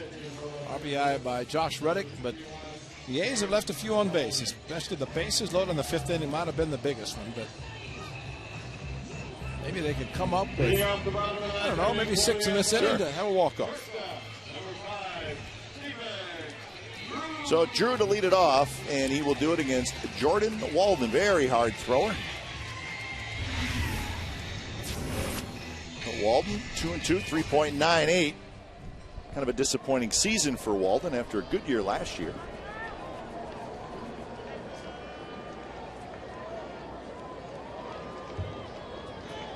First pitch to Drew is in for a strike. 18 base runners, good idea by Drew, and for the hitters to make Walden throw a strike. He does, and now you can start thinking about hitting. And a quick 0-2, 95 miles an hour from Jordan Walden.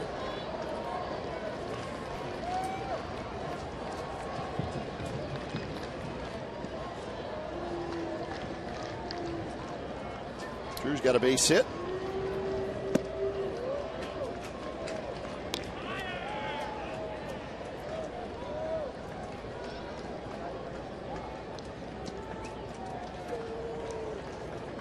So these need all kinds of base runners. Outside. Walden last year had 32 saves for the Angels. Just struggled this year.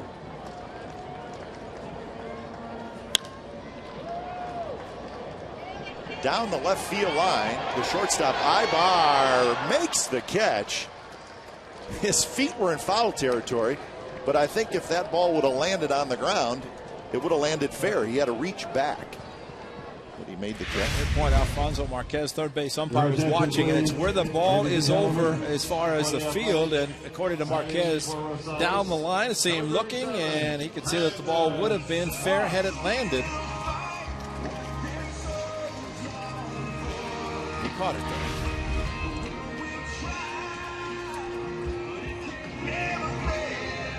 So 1 out, and Brandon Moss is going to hit for Rosales. First pitch is a bit low to Moss.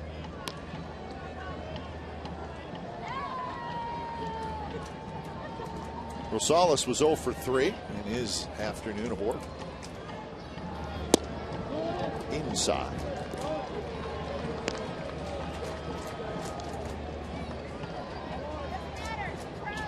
Coco Crisp will be next.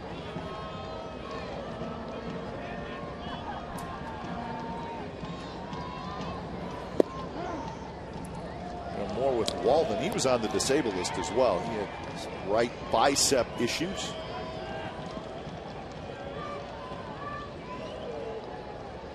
That certainly didn't help any.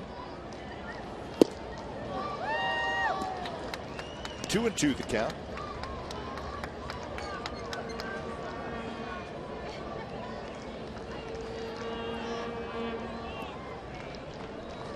Outfield deep and shifted over toward left center. Trout is over a ways.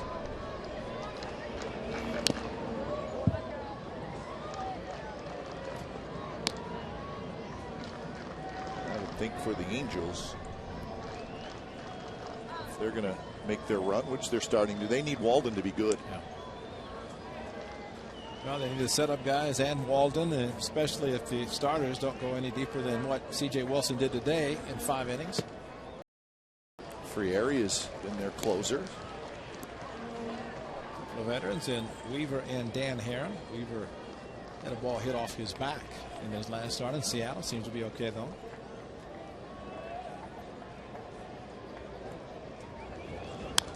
Another good swing by Moss to the backstop.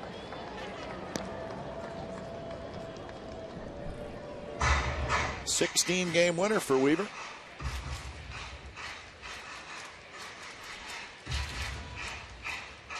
Did not get his 17th over the weekend in Seattle.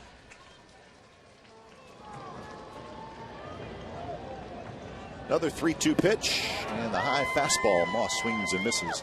So that's out number 2 here in the 9th.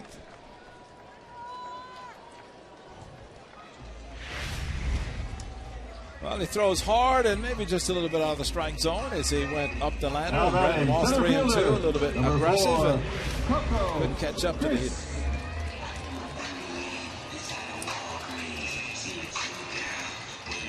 So here's Coco Crisp.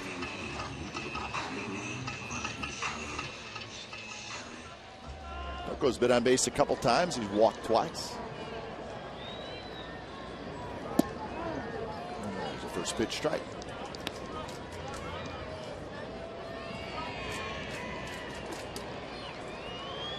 He's down to their final out. That one fouled straight back.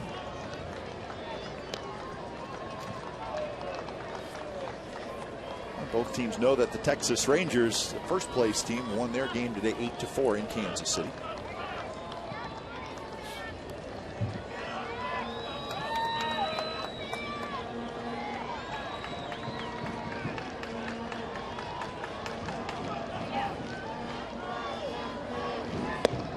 Pitch is way high. Well, after the Rangers did win, that's why both clubs today, knowing that one is going to win and at least stay where they were in the standings, and one is going to lose a game. Unless the A's have a miraculous comeback, it's going to be the A's. Coco holds up. They check with Fonzie Marquez. Just always have to remember the Petaluma National Little League team. 10 runs. In 6th inning, down to 10. That's right. With 2 outs. Let's go get them. Don't just tie, win. We're a hit away from winning. This one's popped up on the infield. Kendrick, the second baseman, is under it. And he's got it, and that's the ball game. So the Angels take game 1 of this big 3-game series. And they scored early, and they scored often, and they win the game by a final score of 8-3. So the 9-game winning streak for the A's is over. And for the Angels, they have now won 6 out of 7, and they've won 10 out of their last 13. So the Angels playing good baseball, and the A's will get after it tomorrow night in game 2 of the series. So once again, final score, the Angels 8 and the Athletics 3. You've been watching A's Baseball on Comcast Sportsnet, part of the NBC Sports Group. Don't go away. A's Postgame Live with Pete Ebach and Shooty Babbitt starts right now.